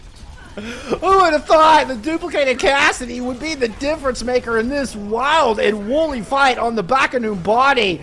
Oh, Sean here on the real Cassidy comes in with some cleanup. The DPS duo from the Serpents coming through big time, and they needed it. The Serpents are staring on the barrel of match point here in week 9, and it took some clever, very instinctual play out of this squad to finally push it home, but they get it done. They get it there. It wasn't pretty, Corbeck. It wasn't pretty. But at the end of the day, 3 points, 3 points. It wasn't exactly champagne Overwatch. No. I mean, it was a pretty play. It just wasn't, coordinated and organized. I was going to say, last match, at the end of the last match we watched, I had like a poignant thing. I was like, wow, this really reinvigorates the interest for Overwatch, like shows you what an engaging, entertaining game. I think this match just rolled around to show us what a crazy and confusing game Overwatch can be when you've got like a blue colored Reinhardt running around, the actual Reinhardt running around, and then an orange colored Reinhardt also drops into the mix from space. Like we saw above you. We saw a self-destruct where the pilot goes flying forward and the bomb goes nowhere. We saw another self-destruct that just ricocheted off the building and went absolutely nowhere. I'll be honest. This has been a little bit of a cloud fiesta. It has been. I don't think I've ever seen 2 echoes punching each other in midair multiple times. Like, you are a cyborg. Gifted, or like a robot gifted with the power of flight, and you control like massive energy burst and all the ability to duplicate any of these living beings, and you're just up there like 40 feet above the ground just beating on each other with your robo fist. It's just some nice jabs, get some nice jabs in there. Oh, the dives continue, though, so the chaos is not going to slow down at all because the Serpents have initiated their last-ditch attack here with a dive. Their initial attack with this dive was incredibly successful, but Lamb Sauce will not find that same value on this one. The Toros are ready for it. Danny on the Cassie this time, as opposed to the Genji, is able to stifle that initial attack, and a very important one at that, because now there's only 13 seconds left of the clock. Cool, that's a nasty stagger here as well. And I mean, as crazy as this match has been, let's not necessarily lose sight of this, right? In the terms of what it means for the Serpents. They had to win this one in order to push this onto a next map. They are not likely to do it. I don't think anybody can touch. No, they could have gotten a touch. There it is. Now can they make something out of this? It's... No. No. I was close, No. but the Nano was there. Night Fury was just way ahead of Micah in that regard. You get those ultimates online. There's still some to use, some spares here for Toros. Now, Serpents can still send us to a map 5, but it's going to take them putting up a full hold and pulling this back down to a draw. Oh boy. Again, I'm not going to just count them for it, right? Because we've seen them do some pretty crazy stuff here tonight. But a minute and 40-second full hold in Bonnie, yeah, it's doable. It's doable, but they can't even give up a percentage tick, right? Is that what we were looking at there at the tail end of that? Because it was a complete 0%. So yeah, no, full hold, yeah, yeah, you that 33%. You just need that 33%. Still, that leaves no breathing room, right? There's no room for error. There's no room for like letting your opponent kind of sit and capture a tick or two while you regroup and then come in with a retake. You don't have any of those options if you're Serpents. This has to be a perfect defense. It does have to be a perfect defense. This is it. I mean, this is as about as trying a situation as you can ever be in as a team. Like, truly, honestly, this is about it. They're coming out with the Torbjorn. I actually think that's a good play. I do genuinely like the Torbjorn. I think the change that I would have made is I think I would have brought Ishan out on the Ashe, because I think that the Ashe charges the ult faster. You can get the Bob in play faster. Bob can also hold the point for you, which is something important to make note of here as well. Not as good of a counter, though, to Danny on the Genji. Keep in mind, they have a minute and 30 seconds. If they can get a blade, or ideally a nano blade, they can probably end this quite quickly, and that is, I think, what they will try and build for here. I like the cast pick because they're playing a straight anti-die. I will say that's one of the bonuses, that flashbang that you were talking about, and they're going all in on Serpents, just bunkered up. Toros move on to the objective, so a tank has to go down. KO has to go down and contest to make sure nobody's getting progress, while the Serpents try to pick off the members of the Toros. Toros didn't like their first attempt, just fall back, and we're going to wait for another. It's going to be hard to break this death ball. I mean, it genuinely is. Yeah, I mean, this composition is built to counter exactly what the Toros are running. But now that Nano is online, Genji goes to go down, so Maelstrom will be the recipient of that Nano boost and is headed up into the top. You can see Maelstrom got purpled up there and is a very low health. Excuse me, that was Lamb Sauce, I believe, who was bionated. Nevertheless, it's Wikitrix falling, and the Toros, well, back to the drawing board. 25 seconds remaining. No, you can't lose somebody in the poke phase. Oh, yeah, no. You got to stay alive. Oh, Delco. No, buddy. It's not worth it. Get back to the rest of the team, man. This is scaring the hell out of me. Delco, by the way, has the ace up their sleeve here. They have the ult that will probably save this point because they can cover it in that Molten Core with the damage amplification matrix on top of it. Toros on the point. Kaio moved down to contest. Immortality Field and Ant Matrix out, and then the Molten Core is thrown in. KO with the self-destruct is able to pick up one as well, but it's a +1 to the Toros nevertheless. Danny coming back in is 90% to blade. There's just a turret and a Baptiste holding it down alongside Doko on this Torbjorn. Doko's able to pick up one. Micah's still in this as well. Oh, Micah gets burned down. And Numbers will take out the remaining members. Danny pulls out the katana just to clean it up. And our final match of the regular season, it goes down to overtime. There's still some stragglers trying to push their way on, but they've got to get through mines. They've got to get through all of this damage coming out from the Toros. And the Toros are not faltering. It would take a pretty major mistake from Cal State to fumble this one. Does not look like they're going to beef it. It's a self-destruct to help clean up. just a pilot diva, and well, there are a couple of members left. Doomfist returns, still no picks, as the Serpents have not been able to find anything in this Hail Mary attempt to hold on to the series. The Toros now cleaning it up and should be closing it out here directly. It was a great attempt. I love the perseverance. I love the never say die attitude. Mad respect to the Serpents and their performance here today. But in the end, the Toros will take the 3-1 dub. I can't think of a more appropriate ending to this match than a last-minute overtime defensive hold involving a jumping Baptiste keeping Torbjorn alive on the point. And then, once that particular, amazing little bit of theater was done, as we take a moment to admire Danny dicing the entirety of the Serpents lineup right there, turning him into killed. Yep, then he got killed. Celebrating, staring at the ground. Turning Ogopogo into a fine sushi there at that tail end. But I was going to say, nothing encapsulates that more than a jumping Baptiste keeping a Torbjorn alive as a final hold. And then that ended and immediately transitioned into 3 wrecking balls spinning around the point all at the same time, trying to fight it out. A spectacular end to that match. What honestly is one of the most chaotic Overwatch matches I think I've seen in a really long time. I was just like, what am I even watching at a certain point? Just Torbjorn just running around the point. They can't kill him, man, because Baptiste is shooting him with heals. Amazing. And you're right. You got to admire the Serpents. I know that sucks. I know this sucks to lose, but you got to admire them. In the ways that you could have tried to hold that was one of the more enjoyably theatrical and gritty holds. I like that a lot. I'm sorry they didn't pull it off. They pulled off some amazing stuff tonight. They should not be ashamed of how they played. They were right there with their opponents for a lot of this.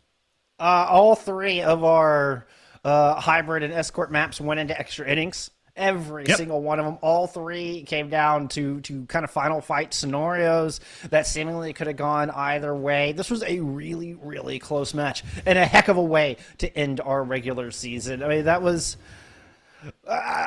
one final note on that, if the Serpents were going to break through this fundamentally super sound style of Overwatch that Cal State were bringing to this, Dominguez Hills were bringing to this, introduce a level of chaos. They went pure chaos there. I couldn't think of a better strategy to try to throw the Toros off of their game plan. So it was incredibly entertaining. It was some great displays of skill on both sides, some very on your feet thinking and good decision making. Love it. A phenomenal day, Corbett. It is. And if you watched both of these matches back to back here on the A stream, these late night matches tonight, you saw kind of the glory and the madness of Overwatch and sort of the overarching dimension of, I think, why this game was, maybe still is, so popular and entertain so many people, because you go from matches that are beautiful and elegant and really illustrate what a coordinated team can do against another coordinated team. And then you just go to crazy, multi-ball pinball game. Everybody's running around. There's ults popping off all over the place. You have seen both sides of the coin, and at the end of the day, the coin is still a very good coin to watch, I must admit. I love it. I absolutely love it and wouldn't have it any other way. Oh my goodness, but that does it. Our regular season for spring 2022 is in the books.